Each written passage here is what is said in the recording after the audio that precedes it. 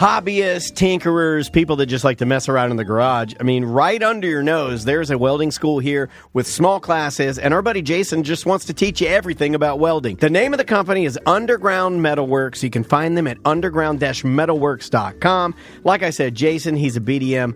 Over 26 years of welding experience, whether it's MIG, TIG, weekend classes, very, very small classes. But he asked the staff to show you exactly what you want to learn. Take this with your kids or something and make yourself better at a craft. Or maybe you want a career change and you want to learn how to weld. I mean, this school will teach you how to weld, and for a variety of reasons. You know, I checked, and metal is still popular. Very popular. And now more than ever, it's better to fix something than throw it away. It really is. It's underground-metalworks.com. Go there and please tell them that Tom and Dan sent you. But also, speaking of fixing things up. Yeah, if you're looking to get your house painted and if it hasn't been painted in a while, trust me, when Paisley Painting painted my house, it looked totally different. It was so much better after it was done. It looked like a new house. And it still looks great. Like, it's held its look. I mean, they did a very nice quality job on your home. The garage, the front door, the trim work, they do it all. They also could paint your pool patio too if you're getting your house painted and completely change the look of your house. And they can give you a free estimate. You text your name, address, and email to this number, 321-696-5445. Free estimate. They do it through Google Earth, so no one needs to have to come to your house if you want to know. And then mention that, hey, I want to get my pool patio painted as well, and he'll let you know all that and give you a really good price. You'll be surprised. Yeah, I mean, you were kind of shocked, right? Yeah, for what the quality of work they did and what they did it for blew me out of the water. And also, as always, underground-metalworks.com, paisleypainting.com. Please tell them that Tom and Dan told you to call. Welcome back to A Corporate Time. All right, so a couple things. This particular camping trip, I had to change. First, I don't think Giant Recreation World. I rented my travel trailer from them. I was going to bring this up. You had a setup photo that it appeared as if your awning had like neon or something on, and I was like, this looks awesome. Well, I'm used to renting from like RV share. I'm like people's old pieces of junk, old jalopy, old sloppy jalopy. So when you rent from Giant Recreation World, you get new, right? Yeah, so I'm not used to having new. Listen, don't give Tom new ever again. Did you see it? 10% off. You should go to his Facebook and check out the photo. Like it's like one of those photos like that people do. They're like, look at my camping setup, and you're like, oh yeah, man, nice. So if you want to rent from them, 10% off if you mention Tom and Dan. That's for everybody. Promo code Tom and Dan. Save you some money. 20% off if you take the one Tom junked up. I didn't know. No, I take care of it. I was watching his face. It looked like he did take care of it.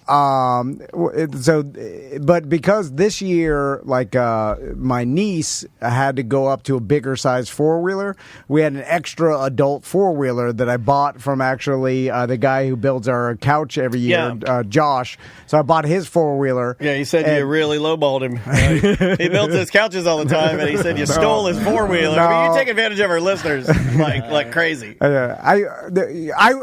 I was going to just pay him to borrow it, but then I was trying to change my ways. I'm like, no, don't. Nah, I'll keep it for the same amount of money. I'm changing my ways.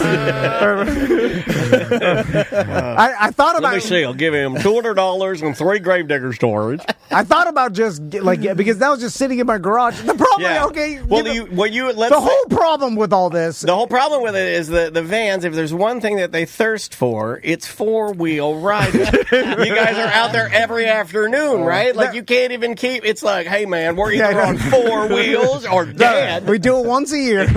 Right? So I'm doing this all wrong. I'm storing all these things for one time a year. To let you pay to use it, and you're like, no, I'll stuff it in my garage, good sir. Wait. So these people who have all these decorations stuffed in the garage only to use one time a year are idiots. But you, with your system, that's a good argument for him, though. That's a good argument for him to re-engineer. Well, I'm telling you, I'm an idiot. This is not the right way to do it. There's got to be a different way. Anyway, so So my sister's got a trailer. I don't have one, and I realized that. Oh my God, there is it the bookie? The Bookie.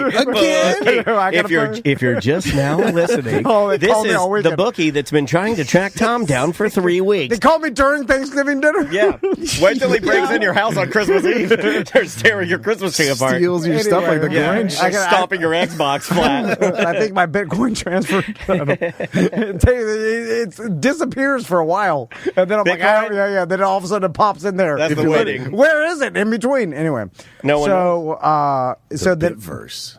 I had to borrow my buddy the Wizard's trailer, right? So now the problem, he lives over in Satellite Beach, and no one, people talk about this a little bit, but I don't think they realize how much the salt air ruins your stuff. Oh, yeah. It is amazing how bad it is. It could be a month, and you're it rusts. Literally a month, and it'll start rusting things. So apparently, I used to hear people that live on the coast, although a lot of people that have houses over there are rich and they don't care.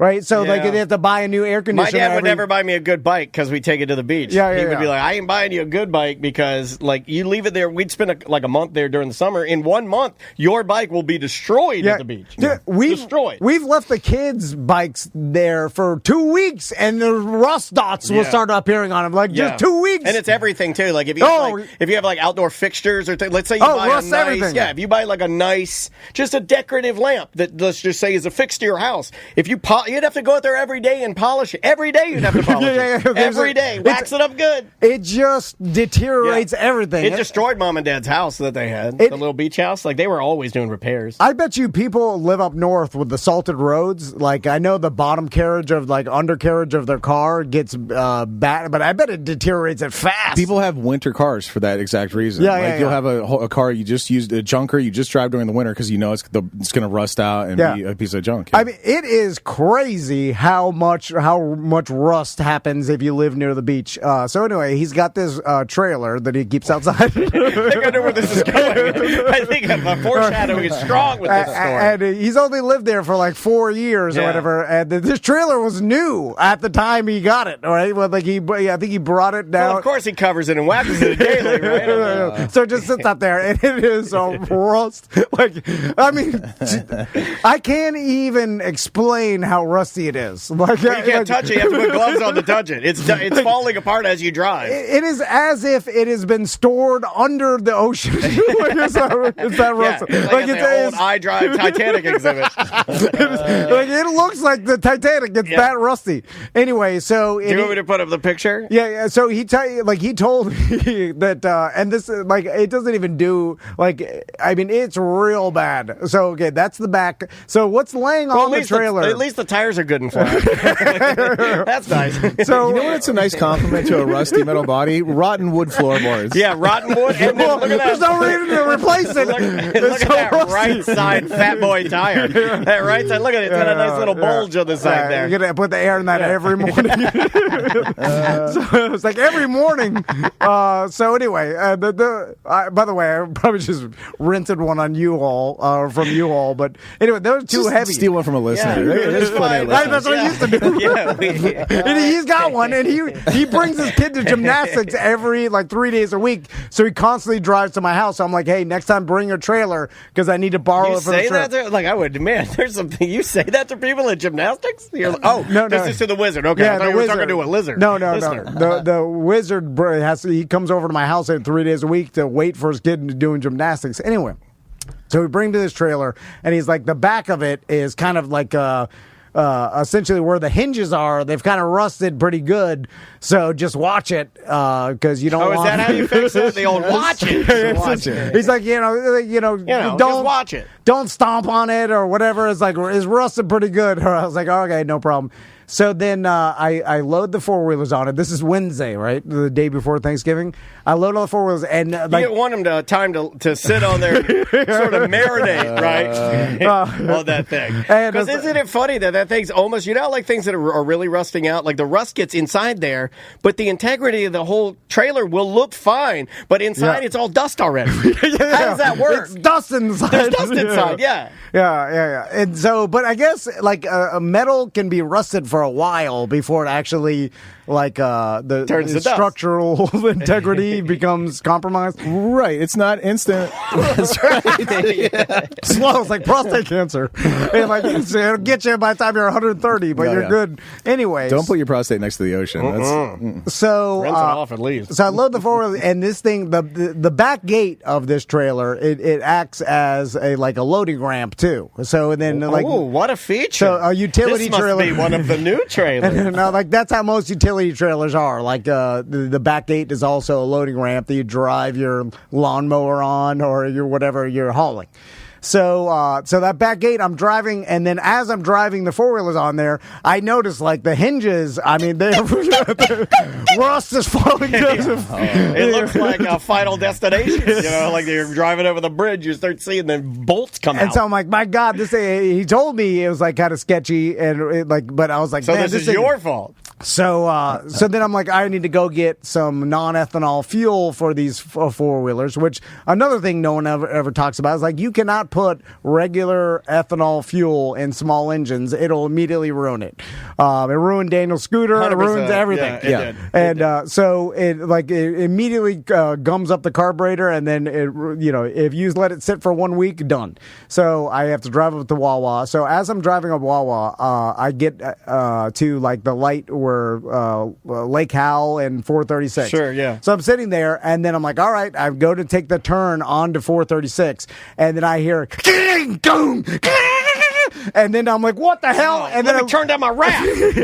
And then I look, and then the back of the trailer has now fallen onto the street. Would you stop it? I'm dragging it because it's connected. God. Half of it's connected, and the actual is it Sparks Crazy-Mo? The joint, it's just dragging on the asphalt, and now and you're dragging half the off. dust out of it now. So I stopped. I put on my hazards, which is a sign of a. You know what? It's always this when you see a person whose trailer is falling apart in the middle of the road. You know that person is good at life. All of them. They're good at life. They're good people. They're doing good things. Well, we're struggling. They have great families. There's no fentanyl whatsoever. I'm trying to do. They're not alcoholics. They're all great people. If you see them falling apart in the middle of the road with their hazards on, they're just great. Because I want to have the good life, and I'm doing it right.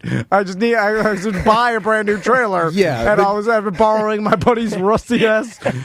Traditionally, the good life costs a lot of money. Write that down. Hold on, you have a little pad there. Great. All right, thank you, Ross. It goes along with the theme of my entire trip. It's like the good life costs money, and then I want a taste of it. I want to dip my toe. You just want a little taste of the good life. Then you don't want the whole good life. Yeah. Because some of these guys, when they go there, they're pulling up with $180,000 touring RV with an enclosed trailer, and they're all their motorcycles are air conditioned inside. Have you seen those? Where they air condition your motorcycles? Have you seen the one I'm talking about? Where inside's a little bench for you to put your riding gear on? Yeah.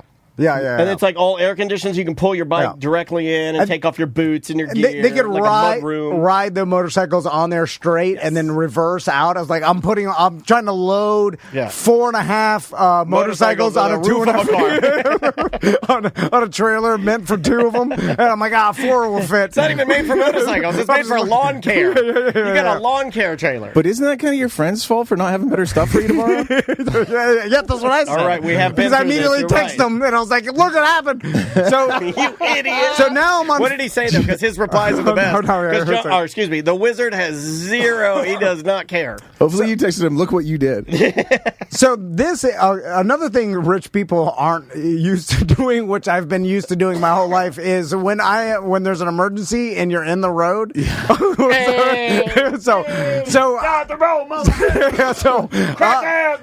So now I'm in the left lane of 436, right? It's Wednesday before Thanksgiving, so things are packed.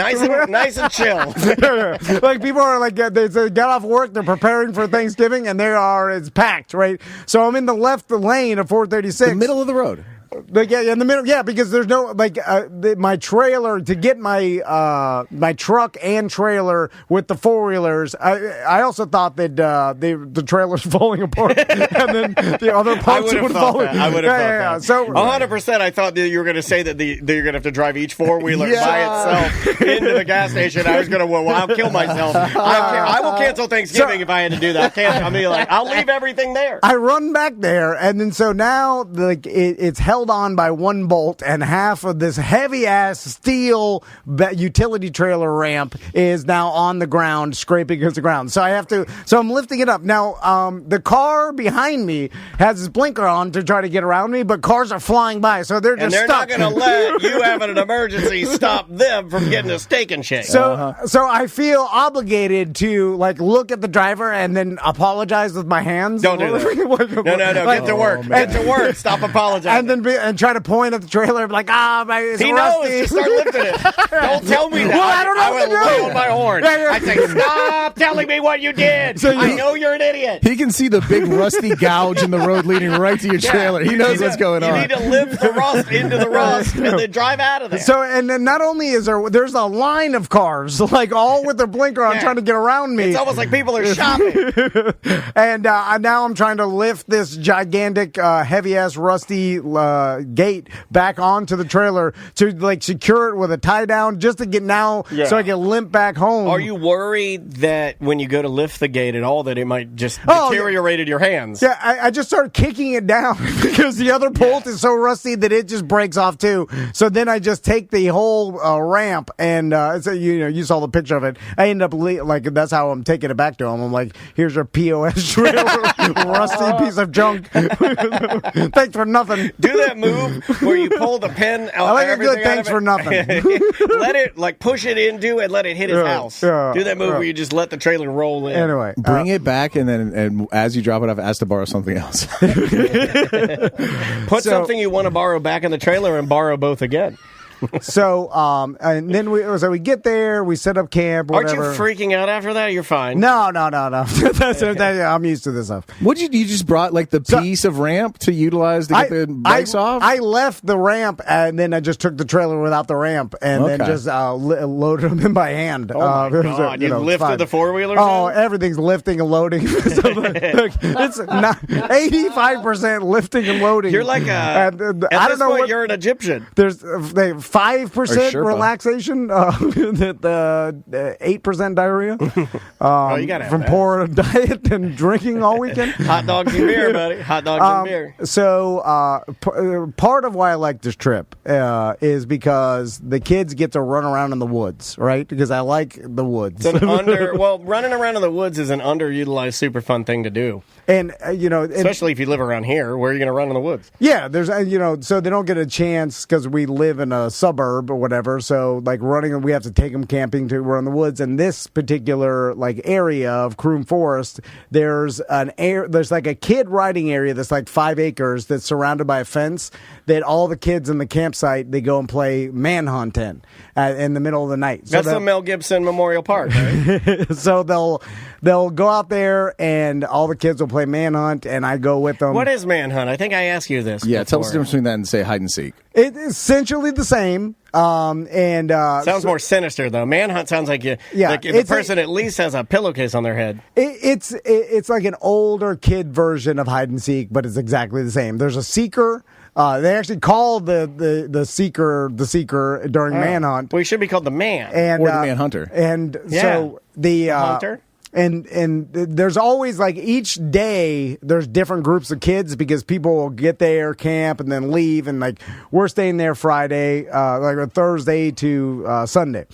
So the first night we go play manhunt. I go out there as me, Max, Tommy, and Becca, and then some other random kids. Gotta have rando. And then that's how you make friends, though. I still remember the randos that I made friends at in New Smyrna Beach, Beverly Beach, little campgrounds. Yeah. It's crazy. So, and then all of a sudden, like we started to play and whatever, and like, it seemed like around night, like 8 o'clock, 8:30 after dinner, like that's where all the kids kind of meet up from the campground. It's a pretty big campground, so there's like kids from everywhere. And this huge group of kids came over, and they're from South Florida. So I was talking to the older ones about I'm from Miami, so I understand. Cocaine? I understand their culture. Me amo Tom. Oh, nice. Yeah, nice. And and it's like probably like a dozen kids, and then me, Max, and Tommy and Becca. And so at one point in time, I become the seeker. So I'm out there. And then I'll keep catching Max, Tommy, and Becca.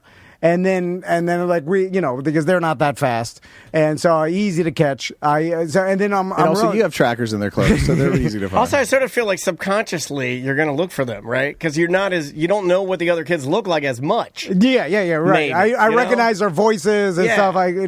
So at a certain time, I'm the seeker again. I'm realized like, okay, me, Tommy, Max, and Becca have been seeker like multiple times in a row. Like, where are the other kids? Like, is that how you guys are trading off? Like, whoever gets caught is the secret. Yes, yeah. That's it, the traditional hide and seek. I think that is standard rules. And so, and I also, like, I have a little flashlight in my pocket, but that's the key. Like, the kids are using too much of the flashlight, and their eyes don't get acclimated to the dark, and that's the key. Like, old man knowledge. You're using that pirate knowledge. I realized, like, after a while in the dark, like, you will start to be able to, your eyes will get used to it, and you'll be able to see Batman, in the dark. You spend enough time in the dark, you thrive there. Yeah. That's well, because I'm chasing after the kids. They'll shine the light in my eye, and immediately everything will go black again. Reset you. Anyway, so I'm like, where are these dozens of South Florida kids that were here earlier? Like, and we've been playing. Like, what the hell? So then I'm like, I gotta find something. So I stop even trying to get Max and Tommy and Becca, and they're running around everywhere. I'm like, where are the other kids? Like, I need to catch one of them. So I'm looking around, and I'm like, what the hell? Like, did they leave? And I was like, are you doing Ollie Oxenfree in between rounds? No, we do silent manhunt. So it's like literally, it's not. So these kids have been in bed for hours. Well, that's what. So I'm like, did they leave on us? I pull my flashlight out, smoking cigarettes by the pool or something. So I pull the flashlight out, and then I start flashing the flashlight. I'm like, where the hell? And then all of a sudden, I turn the flashlight up, and they're in the trees. There are dozens of kids in the trees, and I'm like, "Whoa!" Oh my god! And then I'm like a coven of vampires. And I'm like, how the hell did they climb the trees? Like, because the trees aren't like, they're not really like climbing trees. They're like hard as hell. Like, in fact, obviously they flew into the trees. And they climbed up the tree. I'm like, this is the first time I've ever seen all the kids climb the trees, and I couldn't get them. And then I was like, were you mad that they were in the trees and you weren't? Well, I'll be right back with my axe. At a certain point, I was like, your flashlight at them. I was like, if I see you, you're caught. I don't have to actually touch you. You're too high in the tree. So wait, you declared that? You declared that I'm spitting on you. So then the next day, we were playing with older teens, and I'm glad you mentioned the Shut Up Old Man, because... Did you get dressed down by a teen? No, Becca started calling me, like, hey, the old man's here, or whatever. She started nicknaming me the old man, so then all the kids were calling me the old man. So I was fine with it. I'm cool with it, because that was just my nickname in the game, right? Yeah. So we were playing for a while, and they're like, the old man's coming, whatever. I was like laughing or whatever, but then it came to the time of the end, and then Christy Brinkley walked out. She's like, "Is the old man here?" And the end, we're kind of like ending for the night, and we're all standing around. So now, like, they're like, where are you staying at, old man? I felt like telling him, like, that's kind of disrespectful. What do you think you are, a biker? Like, no. I was just like, I mean, I'm not even that old to be called, you know, saying like, but they. Yeah, I mean, to be that was my hide and seek with kids on a campground, you're a little old. But. I was like, the term "old man." You are fun, though. I felt like saying, like, this can be used as a term of disrespect. You're a fun dad, though. You do all of that stuff. Yeah. You know, like a lot of the other like dads wouldn't do that. You know, no, like, I was the only. Go play with the kids. Turns out none of them, right? Yeah, no. I was the only one. Which I do ask, like, so question. I guess the name does make sense if you're going to be the only one. There was no other dad venture. No. Not even one. No. It's just me. Because every other dad, they don't want. Why would they want to play hide and seek with a bunch of kids? So you're Castleberry Michael Jackson. I always look at it like my sons will remember this, and they'll remember that. Macaulay Culkin remembers it. My dad used to come play Manhunt with us, and he used to. They definitely will remember it. Yes. But I remember everything my dad did with me. But it wasn't as much. Because I don't think that wasn't a thing. It wasn't a thing. No. But I think you it's don't good. play with the kids. I think it's good that you do it because they will remember. Like 100%, they'll remember spending time with their dad. And it's becoming less and less. Like they invited me out there, but after a while, eventually I just wander back to the campsite and start drinking again, and they don't notice I'm gone. But they wanted me to go out there at the beginning. But it's nice to be included. Next year or the year after, they're not even going to invite me, I'm sure, and then that'll be it. You probably act as a nice social lubricant for the kids. Like you'll go up and talk to the other kids because you're not afraid of some dumb kids, and then that helps them ease into it. And by the time you make that connection, they're done with you. I will say what you're talking about was a gift. If any dad did it, it was a gift. It did speed things up. Absolutely. If you have a dad that can connect the dots between the other kids and kind of get past the awkwardness of it, and just be like, hey. You like baseball, and he's got, hey, do you guys want to play? Hey, let me go get the stuff, and then just bring all the stuff, and then you're off to the races without having to think about it. But it's hard because they're all cursing and stuff, and but I don't say anything because I don't want to be the stick in the mud. It's but they're cursing inward, with the A at the end. Really? Yeah, that's the Morgan Wallen. You got two little Morgans. Yeah, that's fine. They're the problem. I'm like, I'm not going to say anything. I'm just going to run around here. I'm like, should I say something? But then you just start saying the same thing. Should I say it? Maybe I'll say it too. Yeah, let's all say it. The old man said it. Get him. I have a recording of the old man saying it. I'm going to email it to your wife. That's how things get escalated, right? You're like, real quick. 1 minute you're trying to fit in. Next thing you know, some kid's got a recording of you saying it in the woods. All right, let's take a break, and we'll be right back with more Corporate Time. Welcome back to A Corporate Time. Let's do a couple voicemails. Yeah, man. My allergies have been nutty. Either that or the vapes have finally popcorned my lungs. That's what I'm thinking. What is that, the popcorn lung? I don't know. It was one of those things where I got a Google right in front of me. Let's find out what is popcorn lung and why do I have it? Let's just tell ChatGPT the way I really feel, and then maybe it'll be able to talk me down. Okay, in my limited knowledge, what I thought it was lesser known oils that were being used to distribute marijuana products. Yeah. Have they're not. It was like the vessel that that carries the THC or nicotine, right? It's the I got that Chinese Wuhan oil. They got the Wuhan oil. Popcorn lung is the nickname for bronchiolitis obliterans, a condition where the small airways in your lungs get scarred and narrow. It makes you feel short of breath, tight-chested, and wheezy, like you can't get a full breath. So essentially, it's like affects your bronchioles in your lungs, and kind of like bronchitis does, where they're all inflamed or clogged up. Yeah. I think it's like, but they're not really saying why. Yeah. Well, what does that have to do with popcorn? Chinese vapes and why? Is it like the hole in the bottom of the popcorn? I think it's that's funny. That's called the Pee-wee, right? Wasn't that called the Pee-wee? I think my dad, I know it didn't, but I think my father called that, get on with the wave. You're going on a date with a woman, Dan Lee. You cut a hole in the bottom of the popcorn bucket. I'm like, Dad, I'm not doing it. But also, do I have to arrested? Do I have to maintain? That'd be hard to maintain. Hold on, we're tangenting crazy. We're going to get back to popcorn lung. We're going to get back. But we're not there. Right now, we're going to deal with what my dad called the Pee-wee. First, and by the way, Pee Wee Herman I do not believe he was using a bucket. He was bucketless. He was bucketless. So let's just say I had pre-made the hole in my popcorn bucket, and I'm just... You have to put your hand under it. You have to carry your bucket flat. Well, you know what? No, you can put a piece of tape on that. Yeah. Also, not that... The hole's not going to be that big. So not that much. Two corn... Why not put it on the side? No, because then it's spelled. You have to need to No, be if straight you from put the it on bottom. the side, you can hold it with two hands right in front of you, like a D in a box. All I'm saying is, I don't know what anybody out there is working with, but mine's only 2 popcorns long. Not long, but wide. Yeah. Wide, Like you're doing Smurf math, 3 apples high. Big movie popcorn. It's the biggest kernel. It's the biggest kernel popped by American law. Anyway. Did you know that? Movie popcorn is the largest popcorn kernel popped by American law. So how do I negotiate the... You can't hand the bucket to the teen.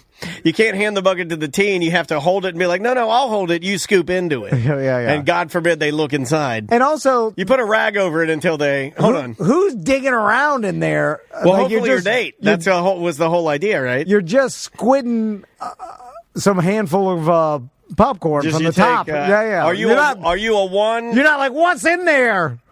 That's what you want, right? Yeah, that is what you want. Because if you just minorly squid the top, that's not going to do nothing. Anyway, all right. Yeah, we figured it out. Back to popcorn long. It said stress, anxiety, post-surgery, shallow breathing, dehydration, caffeine withdrawal. It's going through a list of reasons why I don't have it. That's funny. ChatGPT knows me really, really well. It didn't come from Chinese vapes, but it did come from a chemical used in popcorn factories, and that's where it got its name.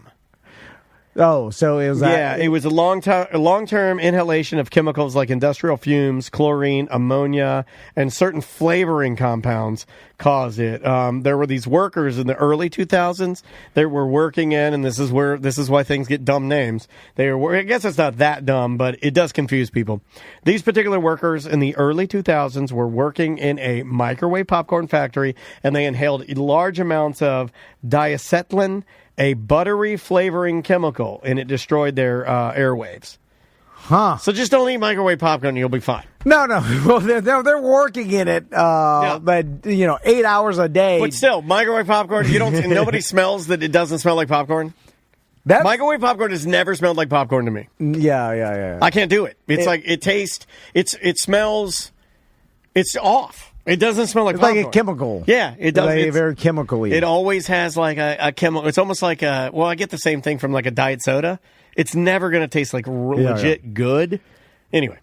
The people that are working daily in factories and like industrial factories where they're making like... like a I'm paint with you. chemical. Those people are gross. It's got to be... You have to think about it. Be like, man, I've been working here for 8 years every day, 40 hours a week. My grandfather did. And is this... I mean, I'm sure... I know this company. They don't care about me. So are they... I know they care about getting sued. But it was at a different time. Like my grandfather who did work in a factory, he had sort of almost like a set it, forget it, put it to bed kind of a job where it was like he knew his boss. He was good at his job. He worked in a factory. They paid him well. He worked for DuPont. They paid him well.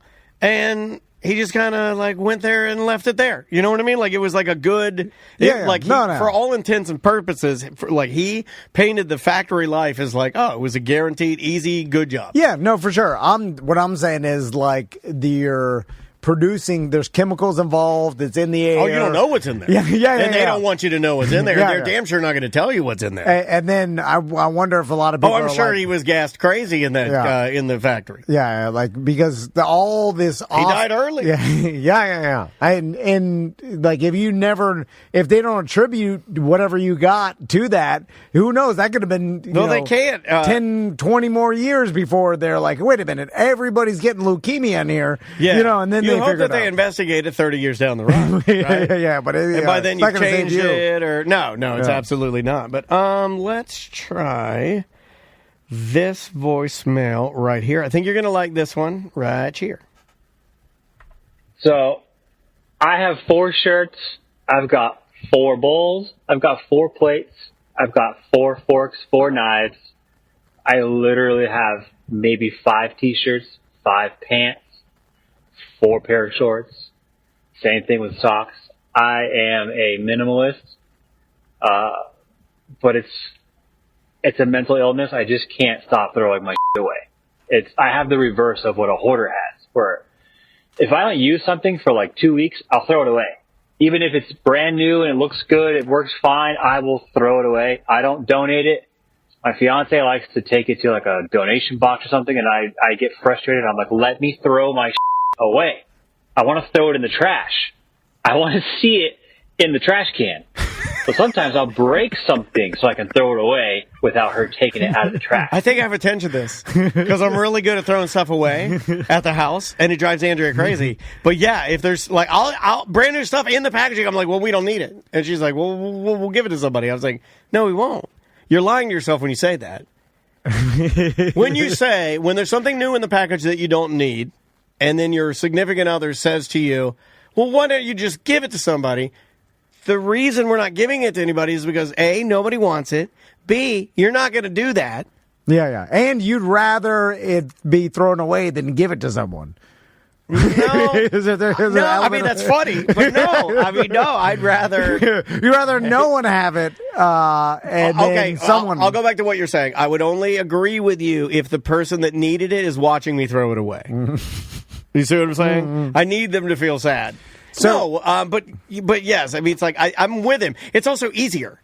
Yeah, it's like, what do you want me to spend 30 minutes to walk around the neighborhood and say like, hey, need an extra dog bowl and water dish and food dish brand new? Do you need one? It's definitely more work to like post it for free on Facebook Marketplace and then have people schedule time to come by and get it. I like that you guys do that.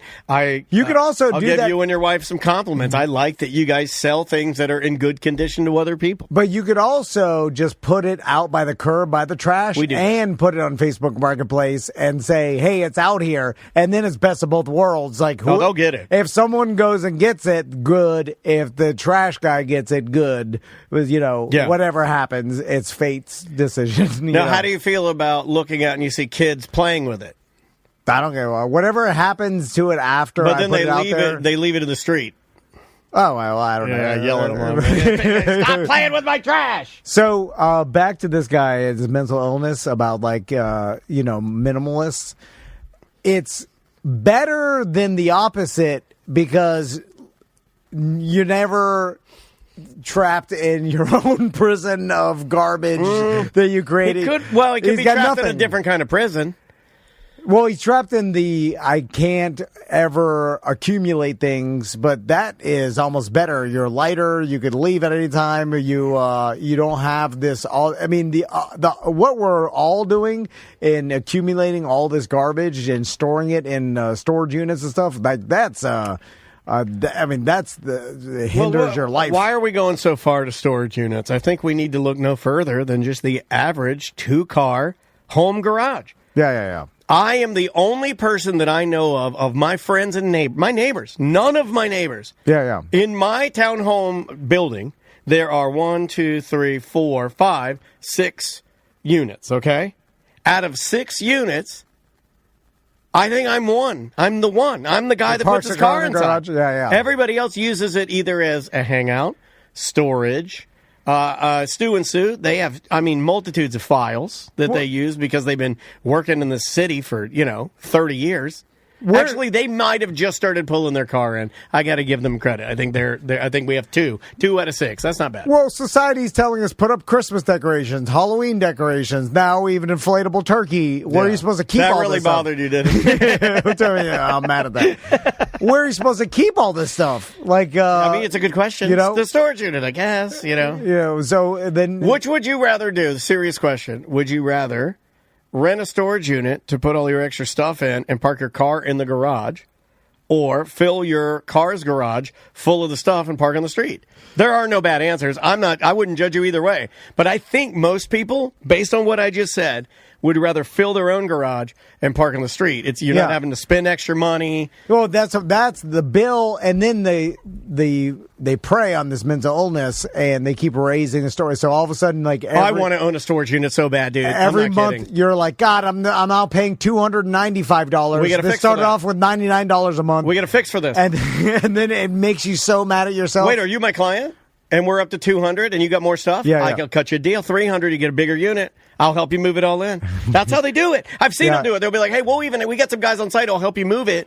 We're just going to up you $100. You get a little bit bigger unit. Yeah. They're keeping you hooked on the drugs. But then you're going to keep increasing that unit. And they know that. It's just like spending your paycheck, right? You just keep leveling out. Leveling out. Oh, we got to go. Welcome to A Corporate Time with Tom and Dan. I'm Tom. I am Dan. We're live on Twitch. We're live on YouTube. You can be here with us right now. Just go to those platforms, search at Tom and Dan Live. It's the same handle we use for all of our social media. And you can be in the chat room right now, hanging out, watching us live. Also, if you want to sign up to become a BDM, those are our subscribers that get extra private events during the year. We also do BDM Appreciation Week coming up in April. You could sign up at tomanddan.com. I can already see the stress in your brow from BDM Appreciation. What again? I know, it's coming around again. We just finished, right? Oh, the $5 shirts. I got an email. Yeah. And you made this goal for you. Start $5 shirts, $4 shirts, $3 shirts, $3 shirts, $1. Oh, we're sticking at 5. I can barely make 5 work. You know how expensive everything is there now? All right. So we got a weird job for you. Do you want me to hit the thing? Sure, We're a little discombobulated. Yeah. I don't even think I checked to see if that guy could hear us on the line first. Normally I do that, but you know what? We're just going to roll it. All right. Let's just roll it. I was feeling spicy today. You told me a little bit about what this gentleman does. Yeah. This is all I got. I'm just going to give you all I got. I said, hey, what's this guy do? And you go, he's a grapefruit farmer. Not breadfruit. Not grapefruit. Oh, I thought you said grapefruit. No, breadfruit. I didn't hear no breadfruit. I heard grapefruit. Well, guess what? You're getting a grapefruit song. You're getting a grapefruit song. Okay. So the man on the line is a breadfruit farmer. Yeah. But I heard, because we're stressed and we're screaming from opposite rooms, I heard grapefruit. So guess what? You're getting a grapefruit song, and I think it's one of my best. It's one of my best.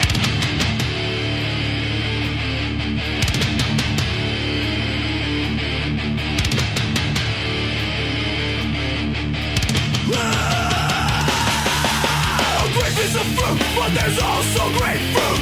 What the A grape is a fruit, but there's also grapefruit. What the Something has to be done. There can be only one.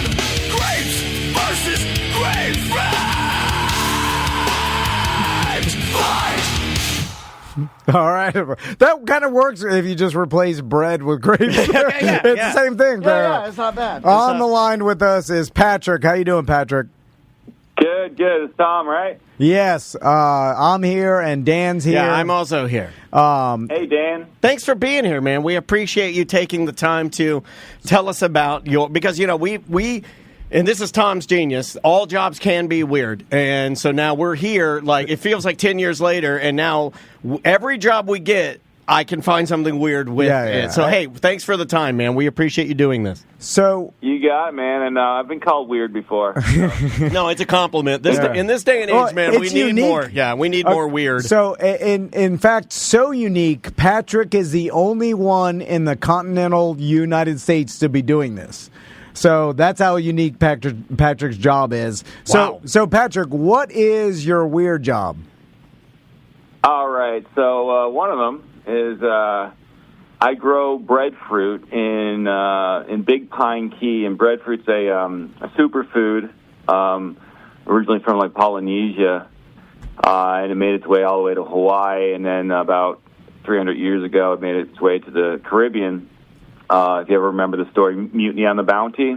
Yes. So that was all the backstory of that was breadfruit. They were bringing breadfruit to like Jamaica and whatnot for slave food. Not kind of a dark story, but it made it eventually. And so, anyways, I decided to, after Hurricane Irma destroyed my property, I decided to plant the first breadfruit grove in continental United States. And breadfruit, just to refresh everybody, and I have some pictures up on Twitch and YouTube. The breadfruit, because I go to a lot of Asian markets, the breadfruit is the fruit that when my daughter sees it, no matter what, goes, yeah! Because it's crazy looking. It's big and lumpy, and they're humongous, right? Well, I think you're probably thinking of its cousin jackfruit. Jackfruit. Yeah. So what's the difference? And they're related. They're both articarpuses. So, Okay, great. They are related. The breadfruit is more like a potato in a tree in a sense, but still big. I mean, it's anywhere between a softball size and a cantaloupe size, depending on the variety. But really, what you can do with it is it's much more versatile because actually anything you do with potato, you can do with breadfruit. So you can make chips and fries, casseroles, and all that kind of stuff. And breadfruit and then, fries. Yeah, and by the way, I love that grapefruit song that you played. Thank you. To start off, but you got to check out the breadfruit song. There's actually a breadfruit song out there. I will check it out. Roast or fry. Roast or fry, the breadfruit song. I'm writing it down right now. So, Patrick, to talk about the breadfruit, so I have some experience with this in the fact that when we went to Hawaii, me and my wife and kids, and there was a lot of breadfruit in Hawaii. And then, we went to a restaurant, she had breadfruit fries. She's like, she couldn't believe how much it tastes like regular carbs or a potato Just or another bread. starchy vegetable. Yes, a yuca? Is it like a yuca? Yuca adjacent, I would say. And then I got her I'm into this all day. I got her a breadfruit tree for Christmas, and then because I like plants and trees, and it grew fast as hell, and then I planted it, and then as soon as it got literally 50 degrees at night, one night, it killed it, dead. I mean, immediately. Really? So it wasn't even like a freeze. It was just a little bit of cold. I mean, it dipped down to 50 at night. And cool, nice and cool. And bread tree goes, oh, yeah. I thought it would maybe come back. I mean, it eradicated it. So they're super sensitive to cold, right?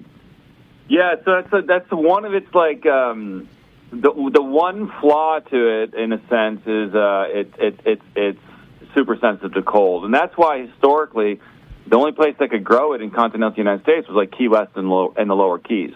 You couldn't even grow it in Miami. Now, that's changing a bit now. With the winters aren't quite as cold as they used to be maybe 10 years ago. I think the last freeze in Miami might have been like 2011. Yeah. So some people are experimenting with breadfruit, but it's still not quite that safe to do a commercial crop, although I do know one person that has planted it, and we'll see what happens. Are they allowed to do that, or do you have any jurisdiction on breadfruit, much like a hot dog cart? Like a hot dog cart, once they get a corner, that's their corner, and if you go down there, they'll beat your kneecaps with a pipe. No, man, I believe in sharing, man. There's more than enough. Nice. Well, I live in an island in the Florida Keys, man, so I'm the only tropical fruit grove in the Florida Keys.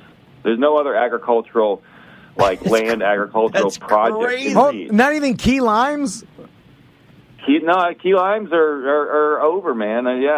That's. Hold on, can you say that again? I want that to be my text tone. Key limes are over, man. That was Hey, why are they over? Well, so there's a couple issues. You have the citrus greening and the citrus canker and things like that. So citrus is a bit of a challenge.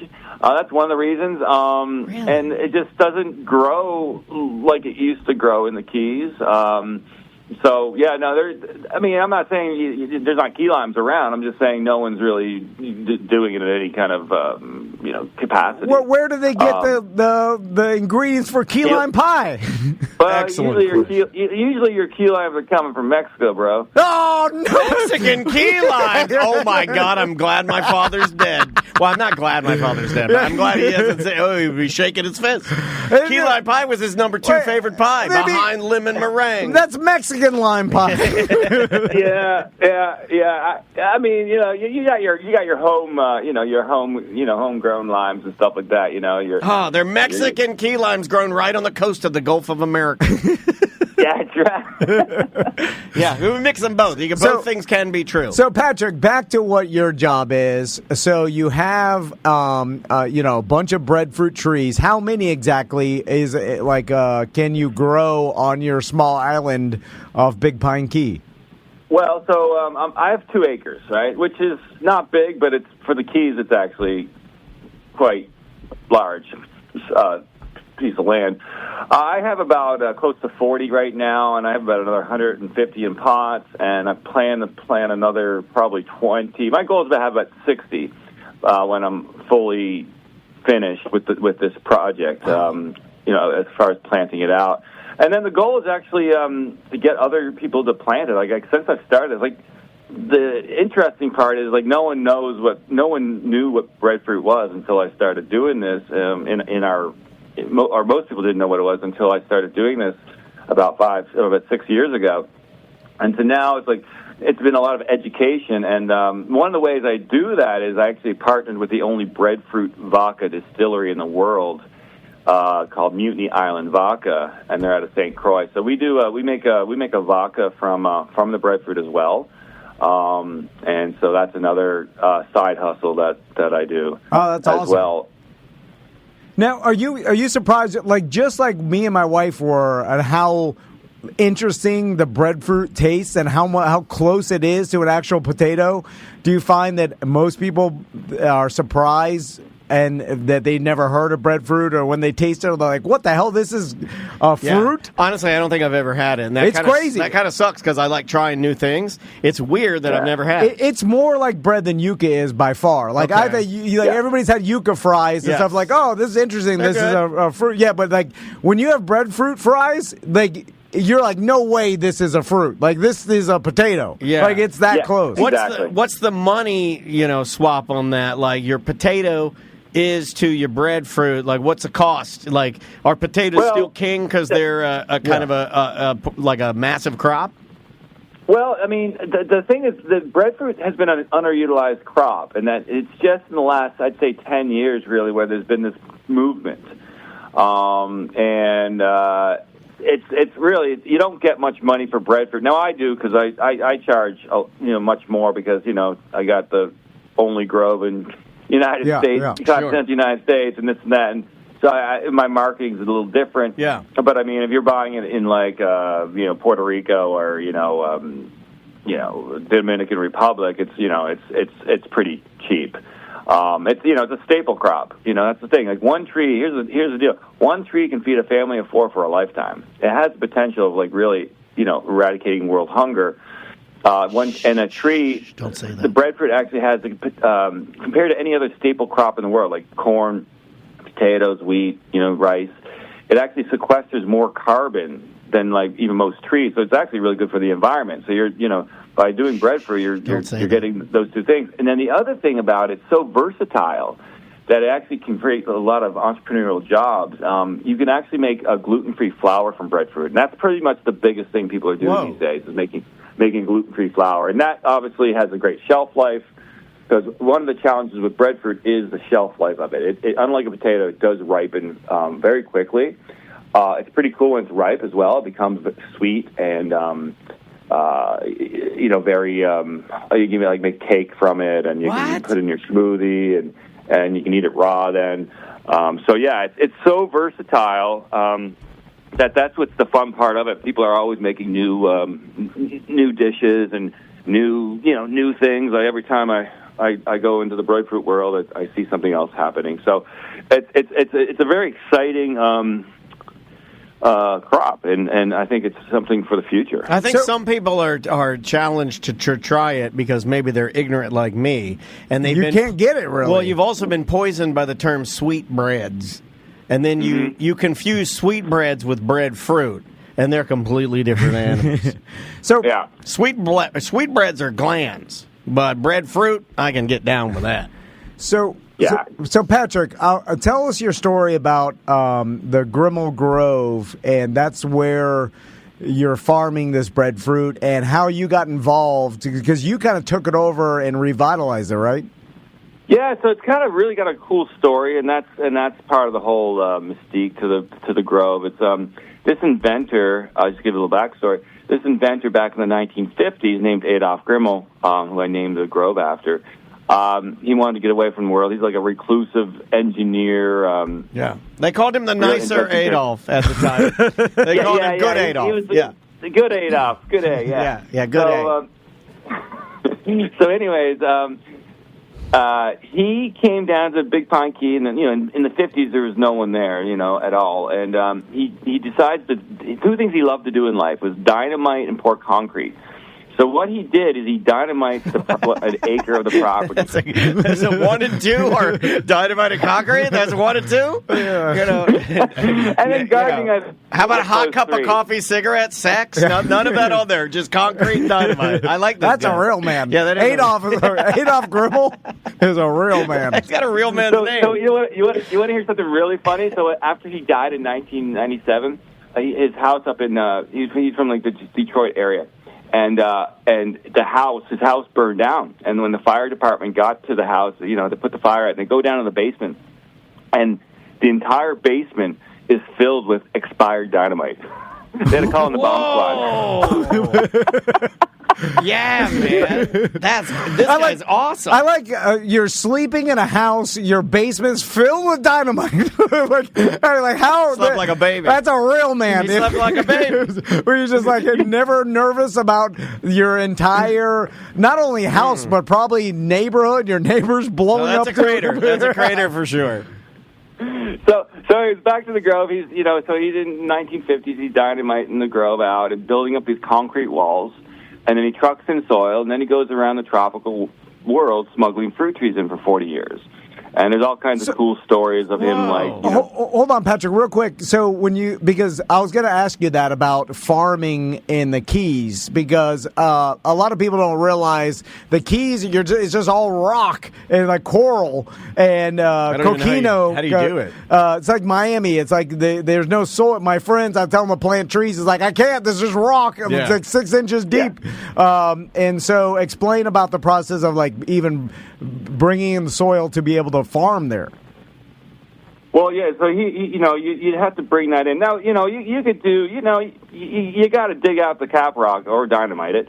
You do need to find a way to dig it out. And I mean, he also used a pickaxe as well. I mean, he wasn't just dynamite. He was a hardworking man, and you do need to pick some of that rock out, and then either bring in soil or make soil, or the trees naturally over time kind of create a little bit of a topsoil anyways. But he did it right. He like on the Grove, we now have up to 6 feet of soil, which is pretty unheard of in the Florida Keys. Yeah. But I mean, you got to remember though, back in the day, like 100 years ago, the Florida Keys and South Florida were the biggest producers of pineapples. I mean, and you don't need a very deep soil for obviously pineapples. So, but there was other. But you do need a wife that's willing to, Yeah. Because you know what the pineapple means. It means welcome everyone. I did not know that South Florida was a big pineapple farming area. I think the History Center mentioned that at one point in passing when we had that gentleman that's a Florida photographer in here. Because we get bits and pieces of Florida history all the time, but it is interesting that now you're kind of taking up the helm with this breadfruit. Yeah. So how'd you even find out about all this? And like, I know you're getting to that part of like taking over Grimmel Grove and his farm. Yeah. So what happened is, he died in 1997, and then his family his family trust couldn't do it. Couldn't take care of it, so it ended up becoming a crack house, an illegal dump site, of homeless camps. Lots of great stories there as well. And homeless love breadfruit, right? The crackies, they love the breadfruit. Did you know you can smoke? You can smoke crack out of a raw breadfruit. It's the only tuber, or in the tuber. No, I'm going to stop now. So I like it. So, anyways. So I find this dilapidated grove, overgrown grove, about 13 years ago. I was doing a community food movement with the government, and kind of wanted to educate people to grow their own food. It was part of a food stamp program that I wanted to kind of empower people. And anyways, long story short, someone tells me about this property. It was for sale, so I visited it, and the real estate agent was kind of scared to even walk through it. And, I walked through it. I kind of had this, bad idea to buy it. And there was $850,000 worth of code enforcement fines from the government, and it was completely overgrown, and it was just a mess. but it had this vibe, and I just, so I sank my retirement into it. And, Whoa. And basically bought the property and dealt with the government later, and that was a challenge. But we overcame that, and basically, again, just working hard, brought it back, turned this into kind of a edible park, trying to find ways around all the rules and restrictions, and eventually had my first profit in August 2017, and then 10 days later, a Category 4 Hurricane Irma destroys everything. Oh my God! And I was pretty down and out, and anyways, the one tree that I planted that survived was a breadfruit tree. And within 15 months, it was actually fruiting again, and it was completely it came back with a vengeance. And we had about 2.5, 3 feet of salt water come over the property, and we had 150 mile an hour winds, and most of the trees died. Some of the historic trees that Grimmel planted made it through, but they were they're champion trees. But a lot of the other stuff died, and so this breadfruit came back, and it inspired me to plant the first. Its resilience inspired me to plant the first breadfruit grove. Huh. Jeez Louise. So now, almost a super spiritual story, man. breadfruit and the tree in general, I noticed when I planted it up here, obviously it died, but in over the summer, it grew from a sapling to it was 6 foot tall. It was taller than my fence. I was amazed by how fast it grew. And then, of course, the cold killed it. But are they just super fast growing trees? Yeah, I mean that was part of the reason why I planted it. Was because it's so fast growing. I'd get my landscape back. I could get back into doing my little agritourism thing. It also fruits very quickly. It fruits faster than your mango, your avocado. And so, and it's a beautiful tree, too. I don't know if you noticed that. It's just a beautiful tree, the leaves. And so it's a very kind of a magical tree. So, I went for breadfruit, man. I was like, obviously I'm not averse to taking a little bit of risk. So I went for it. So how much? I love that. Where can people do they? If you wanted to find breadfruit in Central Florida, where do you even go for that? Great question. Well, I mean, if you probably need to go to one of your Asian markets to buy the fruit. That's all I shop at now. Yeah, and then you can get them in nurseries though in the area. I know out in Pine Island, I guess that's a little south of Tampa. There's a nursery out there that's called Fruitscapes. I know they sell breadfruit trees and stuff like that. But the funny thing is I think they kind of sell it, and people kind of buy it as a annual almost. Yes. Let it grow, and then it dies in the winter, and then they do it again the next spring. But I mean, there's growers out there that they'll put lights on, and they'll heat it at night. And there's all these there's certain people that really work really hard to keep it alive. The nice thing where I live, I don't have to worry about it. And if you got the right climate, it's actually one of the easiest trees to grow. And that's the nice part. It's a very easy. Are you saying this to just bully Tom because he killed his? Well, no, because of the cold. So I was going to ask you that, Patrick. Once it gets big enough, does it get cold hardy, or even a full-grown tree will die in 50-degree weather or whatever? No, in a 50-degree, a full-grown tree should make it. It'll definitely affect it. It'll probably drop a lot of its leaves, but it should survive. Now, if it's prolonged, 50, that could kill it. But if you got 1 or 2 nights or 3 nights, it should make it. Because I know Miami, it still gets down here in the high 40s down here in Miami. The Keys are typically about 10 degrees warmer in a cold at night than Miami. So yeah, I mean, again, the best thing is that if you have a tree up there and it's going to dip down, irrigate it before and during and after that keeps the soil temperature little warmer. Yeah. So that can help and things like that. So, you you're definitely gonna need to baby it up there, and no fault to yourself. I pour boiling water on my plants when it's cold. Patrick, I'm gonna grow one up here, and then I'm gonna email you a picture next year. Do it. Oh, I love it. And I'm gonna put lights on it at night. Now, are there specific ones or can you just get a seed from anywhere, or can we source a seed from Patrick and use one of his? Well, you can source from me. So, like, a lot of the breadfruits are seedless. And that's good for not being invasive. Sure. To our place. But what we do is we I air layer them as well. They air layer pretty easily. That's when you take a branch and kind of like scar it and wrap it with sphagnum moss and like rooting hormone, and it roots out on that branch. Yeah. And then you cut that. So we do stuff like that as well. But yeah, it's so the challenge with breadfruit is a lot of people don't know what it is, and that's one of the challenges. So it's hard to get people to try it, because I feel like you have this superfood product. You can do a lot with it. Yeah. It doesn't sound like the upkeep's really bad. You're passionate about it. You can grow a lot of it quickly. They're big too, right? What's the typical size of a breadfruit once you harvest it? So it just keeps growing. Honestly, it's it can get up to. It's not going to get up to 100 feet in the Keys, but I've seen it in the Amazon up to 100 feet. Jesus Christ! I was talking about the fruit itself, fruit itself, it's about the size of a bowling ball or something, or say like a cantaloupe.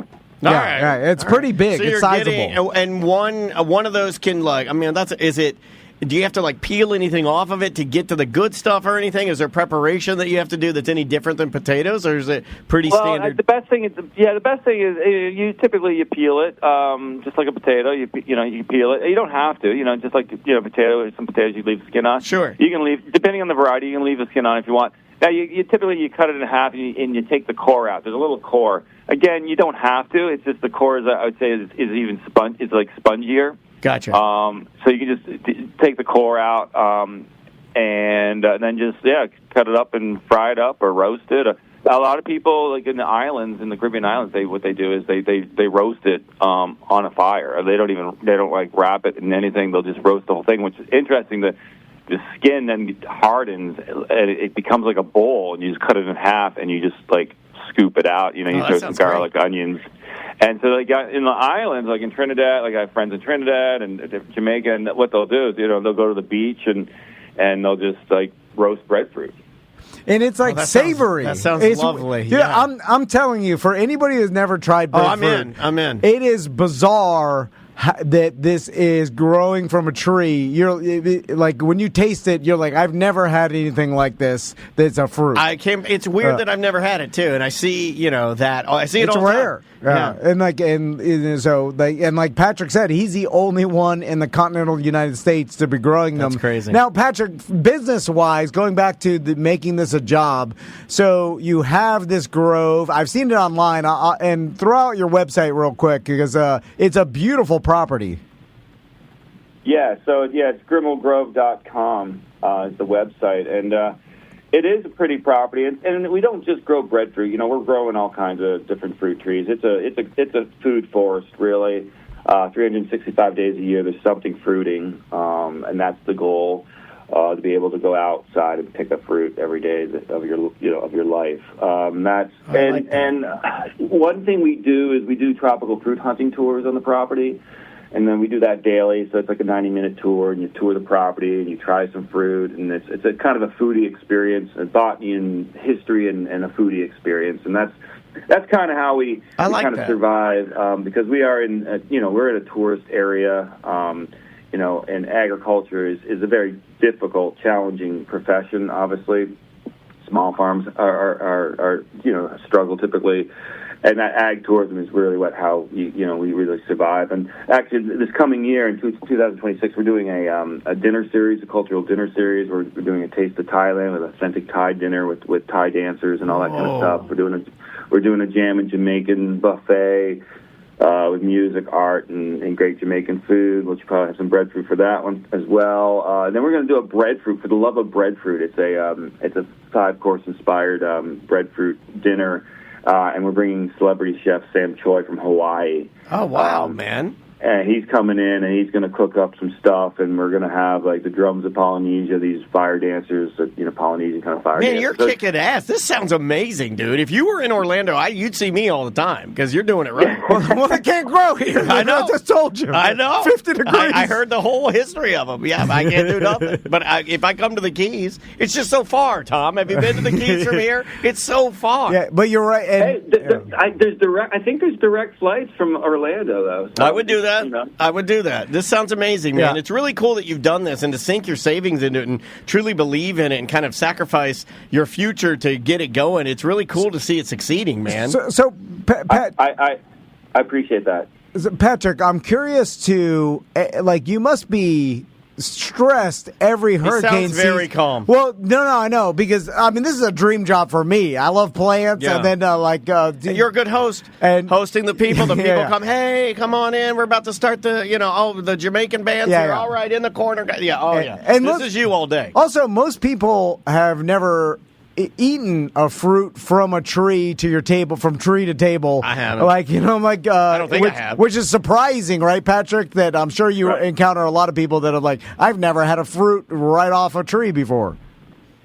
Yeah, no, I mean, and that's why it's a cool experience, whether it's locals or tourists alike. A lot of people haven't had that experience. And the nice thing we're also doing a youth program. We're really engaging the students in our county and engaging the school system to kind of teach our children about connecting to food. And I think it's a very important mission. And to complement, all the other things we're trying to do at the Grove. So, and the other, one of the beautiful stories is I've been kind of working this for a long time, and the county has been a challenge at times, but recently, about a year ago, they came to me and said, listen, we want this to succeed, and we want we can't really allow farming in the county because it's a sensitive area, but we want to make Grimble Grove basically like the tropical fruit education research center of the Keys in a sense, to just dumb it down a little bit. So it's really great to see the community behind it, the government getting behind it, and it's a good overall story. Is that something that they kind of had to do to make sure that you were on the up and up? Like, is that like them? Yeah, I mean, dude, I was kind of like an outlaw farmer. Yeah, that's what I meant. Like, it sounds like you were a nice person. It's kind of like NASCAR, man. It's kind of like, keep doing it until they make it legal. Yeah, you can cheat as long as they don't catch you cheating. There, that restrictor plate's going to get you one of these days. Yeah, no, but it's nice to see that, that they're getting behind it. Yeah. Obviously that's one of your challenges, one of the biggest challenges in for any business. So yeah, it's exciting. It's a kind of exciting time, and I'm really really stoked, man. So Patrick, back to being stressed. This is the first year since 2011 or something that we had no hurricanes hit the United States. Pretty calm out there. But every hurricane season, I'm sure, goes through your mind like, man, it's one bad storm, especially going through the Keys. You're right on the water. It could destroy your whole place. Do you live with that fear all the time, or have you just given it up and like, hey, what happens? In September, I do. I'd say in September, I get a little anxious, and I try not to watch the news too much. That's probably the most stressful thing to do. Yeah. But yeah, no, September's a little bit of a, a little bit of a fear.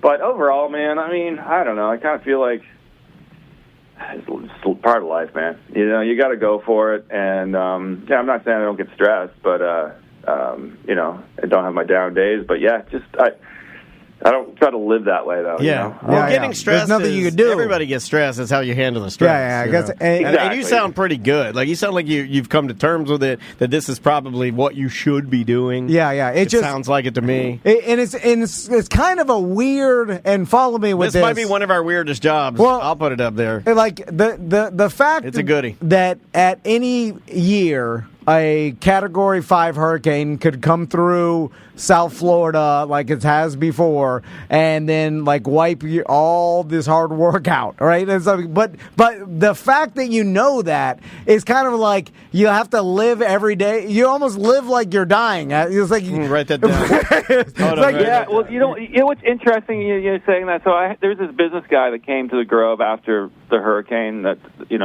Was his name Tom Van? No. Under the pseudonym Mr. Business? So this guy, he's like, Patrick, I give you 1 in a billion chance of making it. Oh, what a nice gentleman. that sounds like what my God. It was. I wrote that down. He wrote, live like you're dying. You have 1 no in a chance. billion. but the funny part, then he qualified, but he's like, but everyone likes an underdog. And so, yeah, but being liked and failing are two different things. But the thing was, I was like, man, that's not very good chances, bro. that's not. But see, you have a good attitude about it. Like, just the fact that you're laughing about this, like, I don't know if I'd laughed at that. I told that guy to get the hell off my property. And so I think you're in the right thing. You know what I mean? Like, it sounds like, you took it as almost like, not a compliment, but it is sort of a challenge. A challenge. Were you looking? A challenge. Let me ask you this: when you saw it, you're looking at this dilapidated property. It's been destroyed. You're going to have to deal with. I think you said the number was $850,000 worth of code enforcement issues that you're dealing with the property. You look at this and you said, I think your words were, I had a bad idea. But something was calling you to do it. So what was were you looking for adventure? What were you doing beforehand what forced you? Because it sounds like this is what you're supposed to be doing. That's a long-winded way of saying it. Yeah, I agree. Like I said, I was working for the government, and I was tasked with food stamp outreach, and I wanted to empower the community. I wanted to not just give food away, but actually teach people to live. Live. Why do you think that value is weighted so heavily in your mind? Of I people, think it makes a more.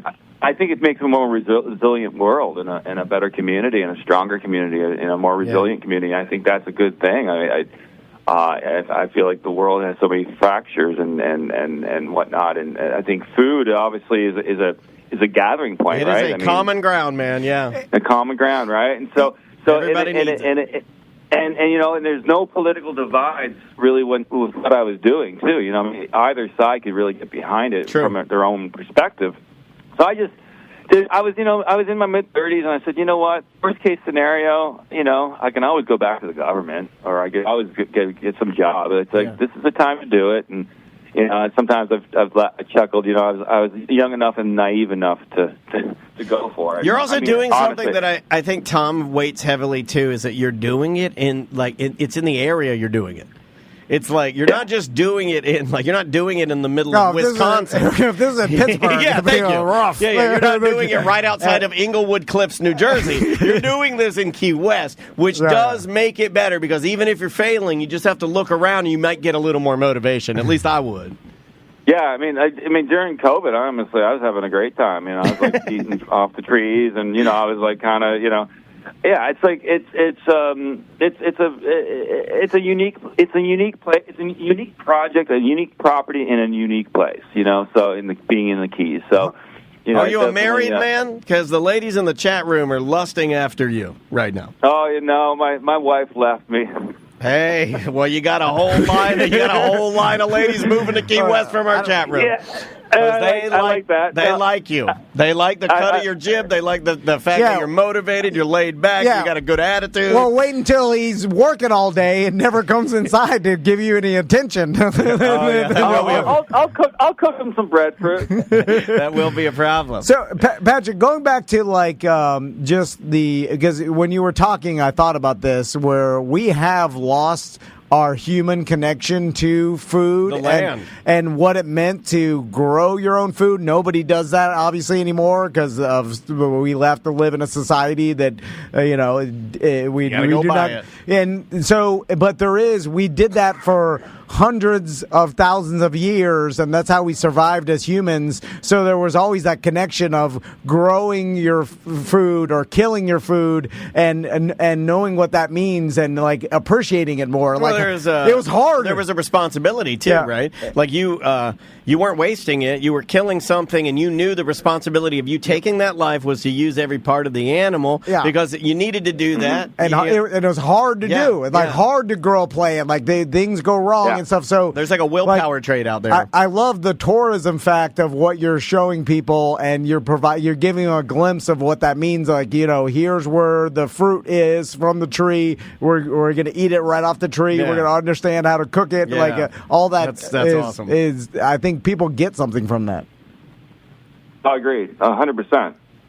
100%. And I think that a lot more people, as society, gets further and further away from that, is going to seek that out. And like the tourism aspect. I know I am. I love going I like going to farms now more than I ever have, and I think it's a direct result of phones. Well, farms over phones, man. And Patrick, for sure, when they finally legalize pot in Florida, you're going to have a little section of some marijuana plants, and then people can also, while they're cooking and roasting their breadfruit, they're smoking. What makes breadfruit taste even better? Also, the chat room, there's women in the chat room, one of them saying you can eat right off of her tree. She said, okay, I'll throw that out there. I'll take her up on that. There you go. All right. Well, we've made... I don't even know what he looks like. It doesn't matter. Did you hear it's just his personality and his lifestyle. That does work with ladies. Personality and lifestyle? Absolutely. If he's a hard worker, he takes risks, he sounds sort of macho, he's got a cool, laid-back attitude, he sounds kind. Yeah, but there had to be a reason for his first wife. That's true. Would you slap her around? Well, part of the marriages aren't easy. I hope you El Kabonged her over the head with a breadfruit. Just... That's fine. No, it was just the hurricane had a lot of devastation. So that's just part of life. Sometimes the worst hurricanes out there are the ones that break your heart. That's right, man. So, but yeah, man. Overall, though, things are in the up and up, and I'm excited. I mean, I'd love for you guys to come on down, fly down to Key West. I would love that. We'll give you a tour of the property. I want to do the chef night with because that sounds amazing when you get somebody in there who knows what they're doing, just cutting it all up. Again, it's GrimmelGrove.com, and that's where you find it. Yep. And there's all kinds of events on there, community. There's a store. You can look at the bottom right-hand corner. It says book now. So if you do want to book it, and tell them you heard him here, because we love good feedback, man. Yeah, that would be great. I really appreciate being on the show, guys. Yeah, no problem, Patrick. You were awesome, man. Keep doing what you're doing, and we appreciate your time. Okay? We'll hope to see you soon. Appreciate it. All right. Take care, guys. Bye. See you, man. All right. That's Chat room was absolutely more embarrassing than they've ever been. Wow. And I said some of their things because I said I would, but you guys are out of control. You can't treat men like that. They're not just pieces of meat. You can't just get some guy on the line that's sharing his breadfruit, and then you start winging around about how he can eat off your tree, or I want to see his big breadfruit. You are animals. It's interesting that just from the lifestyle of because it does seem like a cool lifestyle, but it's the guy's farming and he's the hard-ass work. Hard work. But that's where the money is. The tourism is. You gotta get some dum-dums in there to buy a couple shirts. No, it's not even that, but it's like the experience that he's providing and the dinners. Yeah, but I'm saying it's all about the dum-dum. Yeah. You gotta get them in, exit through the gift shop, man. That's how you do it. All right, we will see you tomorrow. Welcome back to A Corporate Time. With us today, we've got Ben to talk about Krampus Fest at the Plaza Live. Yeah, man. In the Milk District area. You guys know where it's at. How you doing, Ben? Great. Glad to be here. Thank you for being. I made you a Krampus song. You made it? I made. Well, I mean, I wrote it, every word. And then I had AI, which is destroying the world. I had it make it into a Krampus song because I don't it's just kind of unfair that everybody knows about Santa but not Krampus. So here we go. Everybody sing it.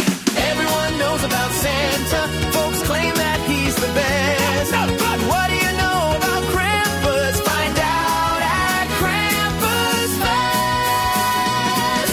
Krampus is coming. He's got his bag of sticks. For if your kids do not behave, he'll whip them on on their dicks. Save the best for last. True. That's absolutely true. All factual. That's true because he uses the birch sticks. He uses birch. I look it up. No, but he doesn't whip them there. Yeah, I think he does. I think he does. That would actually make the big greatest Make them impact. be good. Make them be good. Why do you I'm gonna believe in tell my Santa son Claus? that. You want it whipped? That's kind of what I was hoping. So Can we Ben, play that at the event? Can we license that from you? Everybody singing. Oh, I was you sorry. guys- Sorry, I didn't mean to do that. We'll just do the end. Krampus is coming. He's got his bag of sticks. For if your kids do not behave, you whip them on their dicks. Yeah, it's true. Factually It's true. accurate. Look it up. Look it up. So Ben, tell us about Krampus Fest this year. Yeah. So this year, this will be the 6th time we've done Krampus Fest in the Milk District. Okay. It started back in 2019. Took a break for COVID, obviously. It's been at Sideward Brewing in the past. It'll be at the Plaza Live this year. Although I feel like Krampus would have wanted you to give everybody COVID. Right. everyone to get COVID. That's my Krampus. Actually, perfect. You'd be It's honoring actually him by perfect. doing it during. Where's my whipping stick? Sorry. All right, go This is Krampus fingers, by the way. I have to do that to do the voice. He doesn't talk without moving his fingers like this. It's part well, of my Krampus, lore. my interpretation of Krampus doesn't. He has to have. He calls them his stick fingers. and he's a ghoulish like monster. Do you know that? Can you give us Krampus folklore? Because I feel like he's going to tell us something horribly wrong. No. I haven't I seen don't think Krampus. he's a ghoul. I don't think he's a ghoul. Let me say one thing. I'm here on behalf of the Milk District. I'm not like a Krampusologist or anything.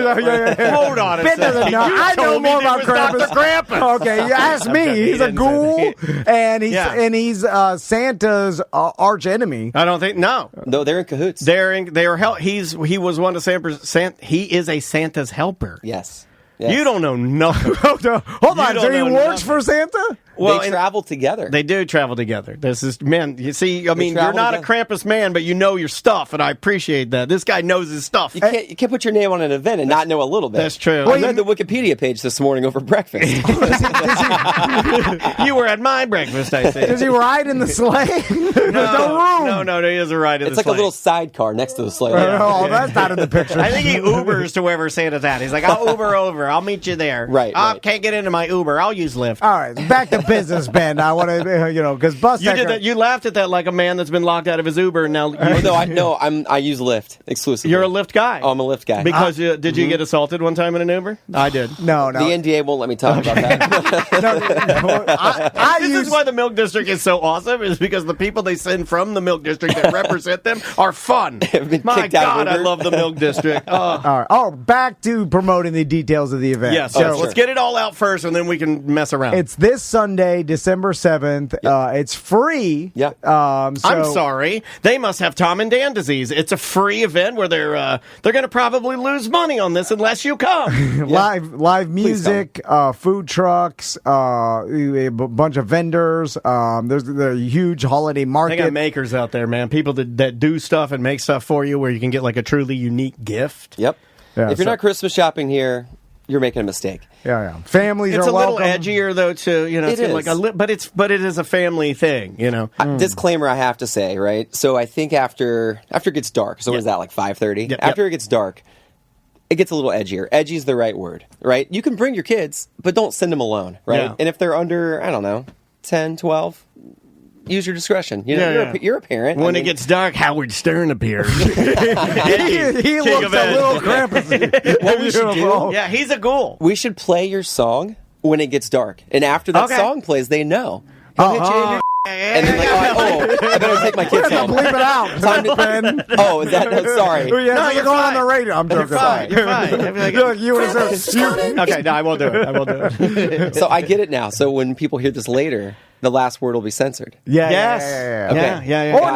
not. We may forget. Yeah. It depends forget- on how drunk I am when I'm editing this. Hopefully you think we- time-stamped my censor. Yeah, you're good. That's what I was cool, writing cool. down. You're good. I would take care of you over me. because I don't matter. That's the holiday spirit. Yeah. There's no FCC. I'm just saying it. There's I think nothing- Krampus took them away. And then we have Krampus come out, and they're like, all right, you know what's coming with a stick. Light them up. You should have left when you had the chance. What? How many different Krampuses do you have? Can people come dressed as Krampus, or do you have your own Krampuses? Both. Krampeyes. Both. What are they called? I think Krampeyes. Krampeyes? Yeah, if there's Yeah. more than one. Yeah. So we've got a Krampus. You can take your picture with Krampus. All right. So kind of like taking your picture with Santa, Yeah. but a little more ghoulish. Yeah, I like you know? those. Way better. Way better. So people line up. They'll wait like 20, 30 minutes in line to get a picture Is this free? with Krampus. You do have to pay for your picture with Krampus. Okay, you should. Right. And people will send their Christmas cards out. Then with Krampus. Oh, I like that. I got a buddy that did Yeah. this Yeah. a couple years ago. My buddy Kevin did this, and it does make for a darn fine holiday card. What I'd like to do is to stand in line, and then my kids go up there, and then while the professional photographers lining up the shot, I'm taking a picture of myself. You got that rapid fire. No, we won't be needing yours. No thanks. And then I'm like, I left my wallet in my Yeah. car, and then I'm like, just stay there. $35. I'm joking. Do not do that. Make a bolt for the minivan. I'm sure people try to do that in like the expensive Santa, Yes, I saw this. and do the people that work there, do they They called see, security at Millennium Mall. do they see people saw do it. that? And then, Yeah, we saw it one year, and the lady was doing it, and she'd been asked a couple times to stop. And I don't think she was trying to necessarily like steal from the Santa, because he's the most. He at the time is the most beautiful Santa we had in this area. You know the guy I'm talking about. Yeah. And I think. The most beautiful. Yeah, I like a beautiful Santa. He's got he's got to have the rosy cheeks. His beard has to be like he has to have the curly. Like he has to he have oils it, combs it. Yeah, he's got to have the right glasses. Everything Wow. has yeah, to be. it's perfect. Hot, You got to have burgundy velvet. If you got bright red, like you just bought it at Walmart, you're out. You got to have burgundy. This is like the Whole Foods Santa. My mom always called them pretty Santas or beautiful Santas. and his hair and beard have to be long, real, and they have to be long. Yeah, he has to have has- like long biker hair, and it can't be yellow like he's been smoking cigarettes down a boot hill. Yeah. He's got to wash that. Wash it, Grandpa. Yeah, you can't have a yellow mustache. No, if you have a yellow mustache, you're out. Yeah. We should do Tom and and Dan's most beautiful Santa Claus competition. And you have, great idea. like, you cannot be a skinny, gaunt old man with like. You'd have to. We've have had one some of those at weight. every Christmas party we've ever done. We get some old Bobo. Nobody listens, so I BDM, I think. I smoke crack. Straight out of the VFW. Well, we always did make the joke that the Santas on their off time are bikers. They only can be bikers. Oh, because oh, they have the look of a biker. I need some fentanyl. Now, Daniel, I mean, you are. I'm getting there. I'm a trying. few years. I'm trying to do Your it. beard is though too like it needs to be bright white. It will. Can you get it that way? With the failing of our company, it's going that direction. So I would. If we continue to do the path we're on, I should be there in time to make money with it. What if I micro scare you every day? Like, Hold on. is this stress? Is that a joke? Are you calling me Micro Santa? Well, that's what you're after you. I'll do the micro transition, and you got to gain some weight. Hey, I'll do. That's easy. With this bum hip, I just eat a bunch of food, grow my beard, yeah. and my hair's getting long, right? So- So Santa Claus got to have long hair. Next year during Krampus Yes. Fest, we'll have Micro Santa out there. Micro Santa. Yeah, we could. Yeah, Micro Santa and Krampus. You can ride in the sidecar. I would love to do that. I mean, Krampus' I'm on sleigh. the hunt for a car right now, but they're just too darn expensive. Yeah, and dangerous. Like, If I was going to put my dog in there, I don't care about me. Like, I don't want to hurt my dog. Like you have you're sitting on a sidecar on a motorcycle. I mean, and then you're on I-4. Like you're underneath a semi truck. Like you're sitting there, a semi truck. You're like, oh my god, I can see you underneath it. You can Like, this reach thing out is and gonna grab kill that. me. There's always that one little. It looks like a pulley on the side of a semi truck that's been folded in. And you can reach over and unfold it. That's how close you are to the side of the 18 wheeler. So Ben, what do you do for like the event space? And I know that you're involved in this. So what's your role in Krampus Fest? My role is that I'm the unofficial, unpaid mayor of the Milk District. No, So- okay, all right. Yeah. Let's talk about that. Yeah. So, how do you become mayor of Milk District? You get suckered into it. So I live there, and I emailed and just said, hey, I see you guys doing cool events. I'd love to get involved in the neighborhood. So I go to a couple meetings. What a good neighbor you are, man. That's good. I like that. All right. I like calling the cops at the people that park on the grass. You're a next door guy, right? I'm like, his music's too loud, and he's bringing it around again with more Margaritaville. I see 5 suspiciosos. I'm calling the cops. Too many cars. They parked on the sidewalk. So you're a next door guy. You just saw it, and you wanted to get involved and help promote the one thing led community? to another. Yeah, I mean, I live here, right? I think the Milk District's a cool neighborhood. That's why I chose to buy my house here. So You know, the best thing about Nextdoor is that every morning you can wake up to 500 messages from really lonely old people that are like, I heard a bomb go off. Yeah, no, it's just a transformer. Don't worry about it. It's my most entertaining app, by the way. I love it. There's helicopters. Like when I set notifications on for the Nextdoor app, and because I love it when a young teen rang my doorbell. Oh no! I'll get him. Because it's so far from my own personality that I'm fascinated with what people are concerned about. Yep. Like, because Ben, I leave my doors unlocked. I leave my house unlocked. Here's a hint. I leave my wallet in my truck. Priority. The door here was unlocked when I got here, I just stood outside politely waiting. I am not worried about anything. So I'm sorry. That's just the way I'm wired. Yeah. Anyway, so when I see the Nextdoor notification pop up with someone that, like, this car has been parked not even in front of their house, at the end of the street, and For they're at like least 17, 18 minutes. and then they're like, this car's been parked here for a while, and then I saw this other person that I've never seen before walking around the sidewalk, and I'm like, what? I'm like, how'd you even notice that? And also, why are you concerned? You think the goddamn Central Florida Stranglers are like waiting to get you? Yeah. And then this Well, he person's couldn't walking. because he might be broadcasting right now. I'm the strangler. Yeah. So anyway, you wanted to help your community, and you signed up. And I went to a few committee meetings, and then one thing leads to another. Hey, you want to join the board? Yeah, sure. And then our board president, she's the only one the Milk District's ever had. She had to step down, and there was a spot to fill. So I looked around the room and kind of realized I think this is going to fall to me. But it's been fun. I'm glad I'm doing it. That's killer, man. Yeah.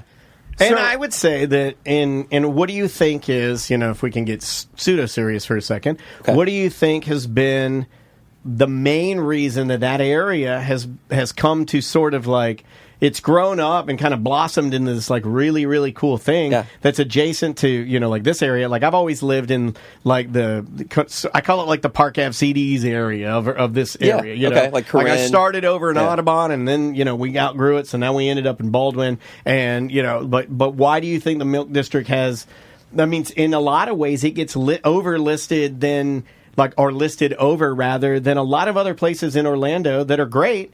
But why do you think Milk District, gets the nod for like winning so many awards or being the most fun? It has its own identity. It's a unique place. When you think of the Milk District, you're going to think of who you're going to see out, where you're going to go, what that night's going to feel like. It's kind of punk rock. It's kind of edgy. Yeah. It's different, right? It doesn't feel so like cookie cutter. The businesses that did it there, they kind of did it on their own. And they did it very independently. Do you get upset when they lump you in with Mills 50? Because I'm like, we're our own thing. We're not. Yes and no. Yes and no. Or is Mills 50 the bigger area, and the Milk District is inside Mills 50? I don't know how it works. No. I'm Milk District. I'm like, we're our own thing. Yeah, like Conch Republic. Yeah. Oh, that's great comparison. Yes, it's a Conch Republic. But just vibes. understand that if you call yourself like, hey, we're just like Conch Republic, then people are like, oh, like those naked weirdos? Because Conch Republic is naked weirdos, right? Right. Listen, you turn the wrong corner in the Milk District, you might see a naked weirdo. I can't promise you won't. That's what I like about it. I go around saying we're the best neighborhood in Orlando. Now, obviously I'm biased, right? But to me, it's Mills, it's Milk, Ivanhoe. That's where people want to hang out right now. Yeah. You're wrong. You're right. I mean, that's what's taken everything from downtown. No offense to downtown, but it's like they don't want it. It's spread into. They said they don't want it, so you don't get it. And they each have their own vibe, and you're right. Like, and because of that, people prefer like, hey, I'm going to go to Milk District or Ivanhoe or Mills, and then it's like and each one has its own thing to offer. Can I bitch about boards for a second? Because what kind of boards? Like people on a board. Yeah, like a people on a committee? board. Like me? Yeah. Like, Okay, yeah, go ahead. And other. Since you're here, can I bitch about you? Yeah. No. Because other meetings, I've been recently. I'm not going to say where, but I've been involved with small meetings. And so when I'm not even talking. I'm just sitting there because my wife drug me along. So then they're so serious with the minutes, and then they're like, "Oh, everybody agrees, says yay," and then they're like, "Oh, we need one. You go on," and they're writing it down, and they're like, "Our minutes are Please available." stand for the pledge. Like it's so I need to do proper. the pledge. This is a school. Let's get it over with. It's so I got football to watch, ladies. It's so Come on. everything's We so got Cowboys tonight. everything's so proper, and they're like, "We need a assistant, a co-person to We need a verify." co-chair to sign off on this. To Yes. make sure. Yeah, and then everything's written. It's like All those opposed? It's like, oh my God. yeah. Some nerd named Robert started this, by the way. This is Robert's Rules of Order. I'm like, Really? Yeah, that's what it's called. Is it Robert's rules? Robert's Rules of Order. Robert had nothing better to do than what you're talking about. And let's just say I've been involved in like condo association meetings, Ugh. and it's the same thing. And there's like 3 people on the line, and I'm like, none of this needs. You don't need to be this proper. Like Your chihuahua keeps crapping on my pool deck. like, Seconded. I second that motion. Yeah, you don't need a second. Just tell us what you're doing. We need a king here. Anyway, If condos were monarchies, right? They'd probably run a lot better. Yeah. The condo king. you should petition to be the milk king. Yeah. Milk king. Yeah, because No, Mr. Milk sounds better, I feel. Because like. with a good, Dr. Milk. with a good king, you can get a lot more done than I second that motion. All Well, the you stuff. you just because you just Do it. just barrel over everybody. yeah. Do whatever you want. Well, we do have the Dairy Queen. She doesn't like it when I call her that. So Angie. Okay, So all right. Angie's the director of the Milk District. So her full-time job is to actually plan the I've events. met her. Oh, once. so she's Oh, the you've queen. met Angie. She's very She's the nice. queen of the milk district. She's the Dairy Queen. Yeah, Yeah. I've met The her milkmaid. before. Yeah. Call her what you want. She Oh, just I needs like a that. rule with an iron fist. Enough meetings. Yeah. Just Yeah. get things done. Bring down the iron udder. Ben will follow you. Just do Yeah. it. We'll follow you. Exactly. Angie puts her cow crown on. She Yeah. marches down Bumby, and everyone follows, I love including me. I'm first in line, right behind her. It's perfect. We've done a lot of bad here. Great job. Great I'm job. sorry our show's so weird, Ben. You know what? I'm not sorry. I'm glad our show is weird because every other show is not weird, and I'm pretty proud of it. Bus Decker asked you to come in here and promote something. You think Mo's a big sponsor of the event? He's sponsoring our event, too. No, man. that's what I'm saying. Yeah. Big sponsor of your event. Yeah. Well, and- he only sponsors quality events, and this one is damn. I mean, this is going to be huge. I mean, it's going to be really, really fun. And if it's one of the biggest, Yep. I would say in the nation, right? So it is, and it's more than that. It's the most unique. A lot of these people, they get together, they dress like Krampus, they drink beer, and they walk in a parade, and that's very traditional. I like that. From like Europe, where it started. What we do, we've got 3 bands, we've got a DJ, we've got 2 different performances, we've got food, we've got 190 vendors. So Jesus. oh, it's insane. The entire inside and outside of the Plaza Theater is Krampus Fest all day on Sunday. There you go. Awesome. From 2 to 9 2 to 9, p.m. yeah. Head by the Milk District and, of course, the Plaza Live. That's where sir. it's going to be at.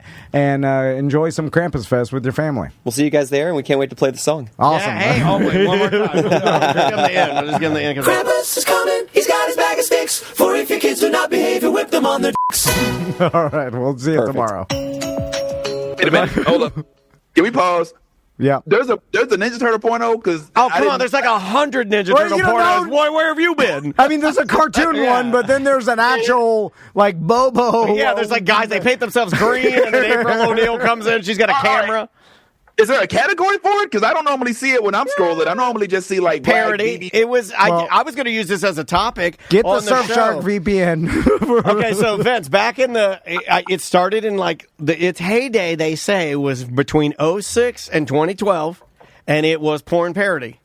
And Yes. and all the biggest, IP of Marvel and DC and all Yeah. the The nerds. Grinch, there's a Grinch Yeah, there's one. Grinch. There's but anything you can think of. And then, There's like, the Cindy Avengers. Lou, my God. Get out of there, Cindy. My God. The Grinch. His heart is growing 10 sizes. Can I watch this? Is this Yeah, legal? I don't think you're supposed to watch. Is this- But yeah, but there were tons of them, and there was one. I forget the name of the actual, and you can look it up. But there was one studio that would, do, and they just pump them out crazy, and then people are like, it just became too expensive, too. Yeah. Because having to buy costumes, you're like, get us another Batman costume. This one's ruined. So What is the stain on the costume? Yeah, this thing's disgusting. It smells like fish. Was it in here. restricted to Ninja Turtles, or did they cross over? Was it like, No, Lord of the- they you all- shall not pass unless you touch this ass type thing? No. Like, how does that work? You know what I'm saying? It's Where not does it that go? deep. It's Yeah. just the news van shows up, the turtles are there, let's do this. It's not that deep. There's no pizza man involved, because that seemed like perfect for a Ninja Turtle. There's like, no pizza. And you know what's funny about the Ninja Turtles? They're entire green except for their pecker. That's not. yeah, because And I think that's for yeast infections. but the green would rub off on April you O'Neil. can't have it. And then you're like, She's you like, I ruined have to it. go to the doctor. Oh my God! All right, childhood ruined. Anyway, That's what we do, Vince. all that to say, does The Last Ronin have April O'Neil in it? And That's a good question. April is in the comic. In fact, I don't think that it's too much to say, because this happens in the first couple pages. You learn that April did end up marrying Casey Jones, who we recall. Quick fun fact: you remember the movie? Yeah. The guy who played Casey Jones is a big time act. Oh man, I'm not remembering his name now, but I know he was also in that movie with Denzel Washington, The Fallen. But he's like a big, like if you go look him up, you'd be like, oh man, that dude, that's where he started. But in this comic, they got married and Ethan Hawke? had kids. No. Ethan Not- Hawke. Elias Kotis? Is that him? You know what? I wouldn't even know his name. I just know his face. I just know that if you see his face, you'd be like, yo, I see that dude in a lot of movies. It makes sense, and I'm glad that April married Casey Jones, because it's disgusting if she marries a turtle, and I hate to be that opposed to it. Please don't think I'm like this with races, because I'm not, but with turtles, I kind of am, because I think it's gross. I don't even know where a turtle's penis is. That's there. It's the same place. She can't. No, it's not the same place. Yes, it If is. you hold a turtle up and I stand next to the turtle and we're both naked, we do not look the way we look similar. We do look similar. I've seen turtles do it, and they doggy style. They do a doggy style. Then why don't they call it turtle style? Did you watch this on a screen, Tommy, or were you? No, I saw it in the forest. He likes to go to the forest and watch turtle porn every day. That's how he winds down. He calls it meditating. I'm like, what are you doing? He's like, I was in the forest watching my turtle movies. I think April is in it. I wouldn't mind seeing April have a larger part, but in this role, she's a little older, you know what I'm saying? So she's not as prominent. Now, I will say this. The April O'Neil character has gotten a little controversial, because the very first depictions of April were of a darker hue. And then the cartoon came out and she was like a redhead. But if you watch the Mutant Mayhem cartoon, animated version, I should say, that was a movie, which Ice Cube played the villain Superfly. It's so good. It's so good. Oh, my God. Yo, Ice Cube, it might have been one of his best voiceover projects ever. I said it was, and I said that if they don't redo it or do more Superfly, they're crazy. The amount of things, the amount of lines that he hid from classic rap songs in there, the inflection, the jokes that he put in there for adults, like he's honestly a treasure when it comes to acting, and he did such a great job as Superfly. It's awesome. Yeah, he did great in that. Not as much in The War of the Worlds, but that's a different subject. Didn't see that. Don't see it, because it was filmed like he made the whole movie just like this. Okay. It was like a Zoom call. Okay, I won't watch it. Never left his screen. Yeah. I'm so serious. Yeah. He literally did the whole movie, and he was he was locked in his office, and he couldn't leave. And so the whole time, and I think that this might have been filmed. It feels like it was filmed during COVID or something, because everybody was just on a screen. There's no live action where you're in the vicinity of somebody you can shake their hand or something. Like everything happened from his screen. Go check it out, but don't be prepared to like it, because you probably won't. Now, as far as best April O'Neil's, I think that one is pretty dope. I mean, she did go back to her original form where she was a little bit of a darker hue. But man, that Ice Cube character, I would love to see him be revitalized in some potential live action role, but that's probably for later on down Well, the they line. also kind of took the April O'Neil character and made her less of just like, hey, she's a hot reporter in a yellow jumpsuit with her boobs hanging out. They made her like a young girl who wanted to be a journalist, who has some depth, and she's smart. They made the character, like a human, instead of making it just... Yeah, I mean, I'm not anti what you're saying, but I do think the original April O'Neil was a little bit of fan service. I do think it was. I think it was like a cute girl, and there's nothing wrong with that. But I mean, Have both. Make like why not have both? She was a thirst trap, and who knows, man? Maybe some people thought that Shredder was a thirst trap back then too. I mean, not me, but yeah, you know what I'm saying? Like there was a bunch of characters back in the day. Everybody that was drawn, for the most part. I remember looking at Rogue and Storm and be like, okay, you know what I'm saying? Like the way they're drawn, the animated series, like okay. And then that stuff started happening in real life. Like the wrestlers that y'all watch wrestling, like now all of the wrestlers, they don't look like Sapphire with Dusty Rhodes no more. You know what I'm saying? Like they all looking pretty good. So I think Miss Sapphire was pretty awesome though. I mean, it was, and Dusty was pretty instrumental for, like, I would imagine race relations around here, you know, showing that we could all come together to watch some fake fighting, you know? Yeah, that was pretty cool. But yeah, I definitely am looking forward to, Tommy, if they did come out with this R-rated Ronin sometime in the next couple of years, would you take the kids to see it? I think you got to take Tommy and Max, dude. Yeah, I mean, and here's the thing. They're both about to be in middle school, and I feel like in middle school, that's when they need to see the April. Yeah. you know what I'm saying? Like, they need to be exposed to it at some time. An initiation of April. yeah. The April that I used to know, not the new one with journalistic integrity. Yeah, you know, well, that one's also a little, they made that one a little more of a child, so you don't have to worry about that. Yeah, she's more of like a young teen, so don't worry about it. So, okay, just moving on, I want to talk to you about a movie that I saw coming out in 2026, and I was confused by this, and because, Vince, you know all things nerd, and you know about all Marvel and DC and everything. I never heard of this before, and so the movie was called Wonder Man. And then I was like, Wonder Man? And I'm like, is that the man version of Wonder Woman? And then I thought that was Superman. No, Superman. The Wonder Brand and the Super Brand they're bitter enemies. Yeah. Okay. No, I don't know. I'm joking. Well, Wonder Man, first of all, Wonder Man isn't a DC character. He's a Marvel character, which Wonder Woman is a DC character. Okay. And Wonder Man isn't going to be a movie. It's going to be a series on Disney Plus. I believe it's going to be 6 episodes starring Yahya Abdul-Mateen, who also played who also was in, if you watch The Watchmen on HBO Max, which was one of DC's finest before they started coming out with the Penguin and stuff like that, where Regina King played in it.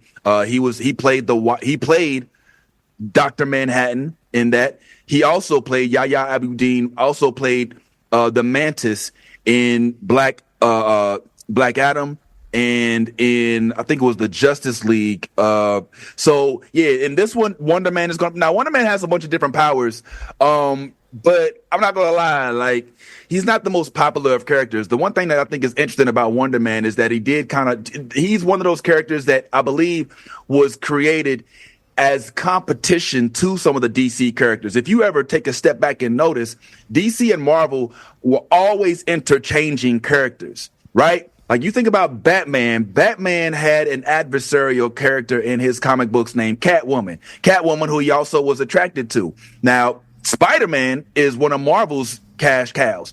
And who's one of Spider-Man's adversaries? It's a young lady named Black Cat, who he also is attracted to. So it's like these two entities are mirroring each other and putting the same characters out there and just calling them something different. In this instance, we got Wonder Man, who's nothing like Wonder Woman, who carries a lasso of truth and flies in an invisible jet. This Wonder Man, and I don't want to give it all away, but his powers are so crazy that they can't even be compared. But just by calling him Wonder Man, now you're kind of like, okay, well, what is the difference between him and Wonder Woman? He's not from Themyscira or nothing like that. He didn't come from a land of women where they're all a bunch of, warriors. It's his, and I'm interested to see how they depict his role in this show, because I got a feeling it's going to let me ask you a question. Does he have the powers that I hate, which 11 has, which is mind squishing powers? No. He's not a mind. I hate mind squishing powers. It's the worst power. You can fly, you can use flames, you can shoot lasers, you can shoot blood out of your hands, anything. But anything than just the person that just wrinkles their nose and then and then something blows up. I'm like, mind squishing. Okay, yeah, he's not like that. He doesn't have those kind of powers, but he's more traditional with regard to the powers that he has. Strength, nice. The ability to kind of like, camouflage himself and things of that sort. But some of his powers are sort of crazy. Like, if you follow the Moon Knight saga, which Yes. is a topic in itself, because I've read that there will be no more Moon Knight because Oscar Isaac does not want to work with Disney anymore, which kind of sucks because I was looking forward to how they was going to depict Jake Delhomme. People enjoyed Moon Knight. Yeah, Moon Knight was all right. It was pretty good. But yeah, it's one of those things where, like, the powers, depending on how they choose to depict him, they could very well be very different from what it is in the comics. That's why I'm, like, scared to, like, really talk about it, because he's not really a huge, comic book guy. You know what I'm saying? But what Marvel does well, like they did with Iron Man, with Thor, with these characters that weren't the most popular, is turn somebody who was a nobody into somebody. I think it's a little late for that because they've been low-key falling off, Marvel, because of their push to make Disney Plus the dopest app in the world. But at least this is something for us to look forward to in these upcoming few months. I just don't really have high expectations for it anymore. I'll tell you what did kill. Oh, yeah, Okay, please. What did kill was what I expected to kill. And the franchise, if anybody is wondering what franchise right now is actually doing things right, it's not Star Wars. It's not Marvel. DC's doing better. But the franchise right now that's killing it is the Alien and Predator franchises. Those franchises right now are doing a phenomenal job of world building. There's a show called Alien Earth that came out a little earlier this year on Hulu, where they give us a better perspective about the synthetics versus the androids versus the cyborgs.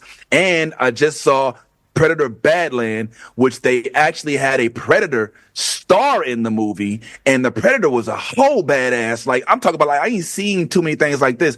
Yeah, you can say it's a buddy movie, and Dakota Fanning's little sister was starred as his co-actor. Yeah, the android. She played the android woman, right? By the way, have you seen her with legs? She has massive mega cakes. What do you mean? Big, beautiful ass. Oh, really? That whole movie, they had the CGI out a massive ass, like a big dumper. It's how much millions of dollars, because she didn't have a normal, skinny, flat ass like a white woman. She had a big, good, like a big CrossFit ass. I gotta get to the woods and look this up. Yeah, you gotta run to the woods, my boy. I gotta see the Predator. And then we cut to Tom's. No, but seriously, have you seen... This is Predator Badlands. I think you saw Predator Asslands. No, have you seen, because it's the one where he straps her to the back, right? Yeah. Well, they had to digitize her giant ass out, and if you Google her at an award show, she's wearing this dress, and she has like a super beautiful sequin dress on, and she has a kapow ass. That's for Jeff Turner. That's for Go Magic. That's for Jeff Turner. Shout out to Jeff Turner, Yeah. JT. I think we may have different ass standards, but we'll talk about that on a later date. Well, Don't CGI it out. I mean, to us, anything bigger than a normal flatty is good. We're used to the white. We're used to a flatty. Well, white skinny flatty. It don't matter as long as there's any kind of curvature at all. If it ain't a wall, it's huge, right? Yeah. I mean, any bump is, Give it the bump. Real talk though. Like, that Badlands is something else. So it's good. It's good. And I heard her acting is top tier. I heard that whoever plays the Predator, like his movements and the stunts are insane. Yes. So that's phenomenal. So I just say that to show, like, listen, there's other prominent entities outside of the dominant Marvel and DC and even Disney that are actually doing a good job of world building. And right now I'm giving Predator and Alien an A+ because they've revitalized these franchises that we've known since childhood. Like, we've known Sigourney Weaver and Predator with Arnold Schwarzenegger since early 80s. Yeah. You know what I'm saying? And right now, like, a whole new generation is being introduced to it in a manner that doesn't feel forced. And I love that. Yeah, and I like that people are describing that movie as like a buddy cop movie. Like, that kind of made me feel like I don't know. Like, I was like, oh, well, finally we're getting something creative. So, Vince, real quick, what's Mighty Nine? Okay, the Mighty Nine. All right, this is a little bit into the weeds, but Mighty Nine is a show that's animated that's based on a D&D campaign, a Dungeons and Dragons campaign. I didn't know this. That was done by a bunch of colleagues, and they even brought in, I don't know if y'all watched Growing Pains when y'all was younger. I know, our age is a little different. For sure. But the young lady, Ashley Johnson, who played the sister of Kirk Cameron, who left us all behind, she is one of the voices, and this is actually their second project. The first one was called Vox Machina, which I think it just means voice machine or something like that. But it's all these animated characters in this realm of, like, in a fantasy realm, so you get swords, castles, knights, fire dragons and things of that sort. Vox Machina is phenomenal. And we were able to interview all of the characters that voiced these actors. And I got a kick out of interviewing out of Ashley Johnson from Growing Pains, because I don't think that she's really a Dungeons and Dragons type of person. So I was like, yo, are you really into like Dungeons and Dragons? And she was like, yeah, nah, not really. But hey, it's a check. I mean, she didn't say that verbatim, but it's a really good show. It's pleasant. Yeah, and it's all like, and I would imagine what you're getting in there is you're getting like a story that for those of us that are sort of bored, this is an all original take on a completely different thing, right? So you don't have to worry about, well, what universe is it or what, no, don't worry about that. This is just an all original story that you can kind of like check out and see. Completely original. You get a goblin. You got a sword with powers. You got a dude that kind of looks like a demon, but he's like a circus organizer or something. Yeah.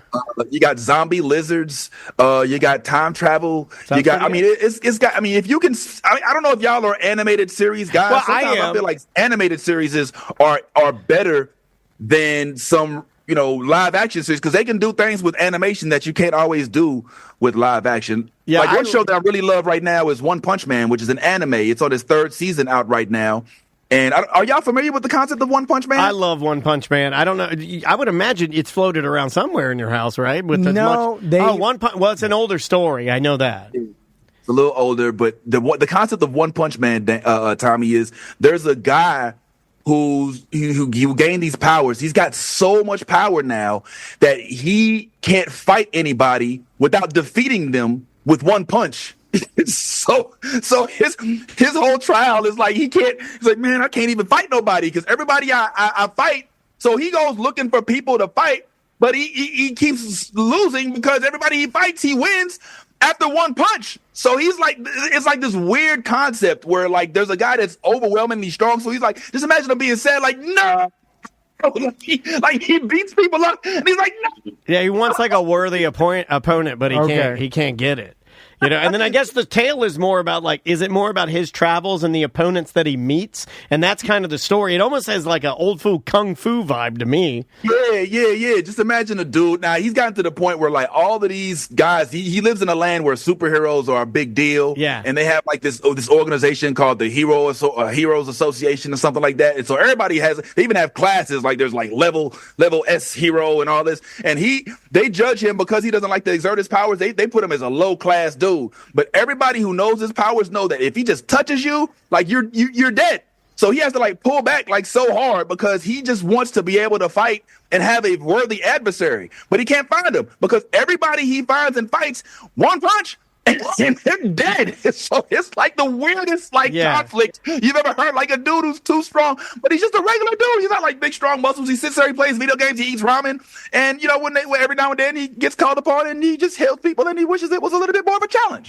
Yeah. It's actually a cool story, and it's been around for I want to say decades. It's been out for a very long time. Well, Vince, we got to go. So I want to let everybody know to make sure to check out the new Blurred Order podcast. Yes, I saw that you hit 50,000 followers on Instagram. That's awesome. That's huge. Thanks, man. Yeah, we're trying. And I appreciate you guys letting me talk and geek out about these things here on Tom and Dan, man. I really enjoyed it. And this has been a fun ride. I hope we can keep doing this in the years to come. Oh, yeah, man. Well, if you'll have us, or if you'll show up, or we can beam you in, man. We love having you. And Vince, I promise that in 2026, we will do a movie meetup. And I'm saying it. I believe you, man. Be friends. I'm saying it so that I make sure it happens because people will be like, where's the now. Where's the movie? We tried to make it happen, but our damn events took up all our time right before last year. But anyway, we will meet up for a movie meetup. We're definitely doing it, and we're all gonna get together and host a new movie coming out. And we're gonna watch the Teenage Mutant Ninja Turtle porno. Would they let us play?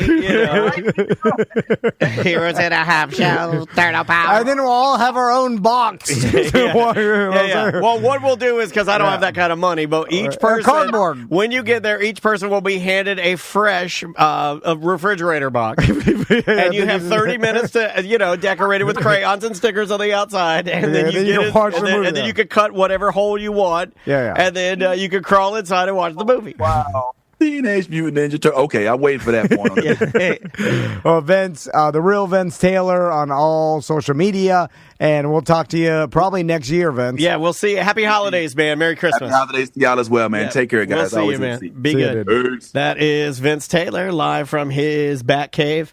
Is there anything else we need to plug before we get out of here? No, I think we're good. Sign up to become a BDM at TomandDan.com. Yeah. And we will have new T-shirts that we have up. So check TomandDan.com /merchandise. So, and because we'll be putting those up right before Christmas and try to get them out. There you go. All right, bye.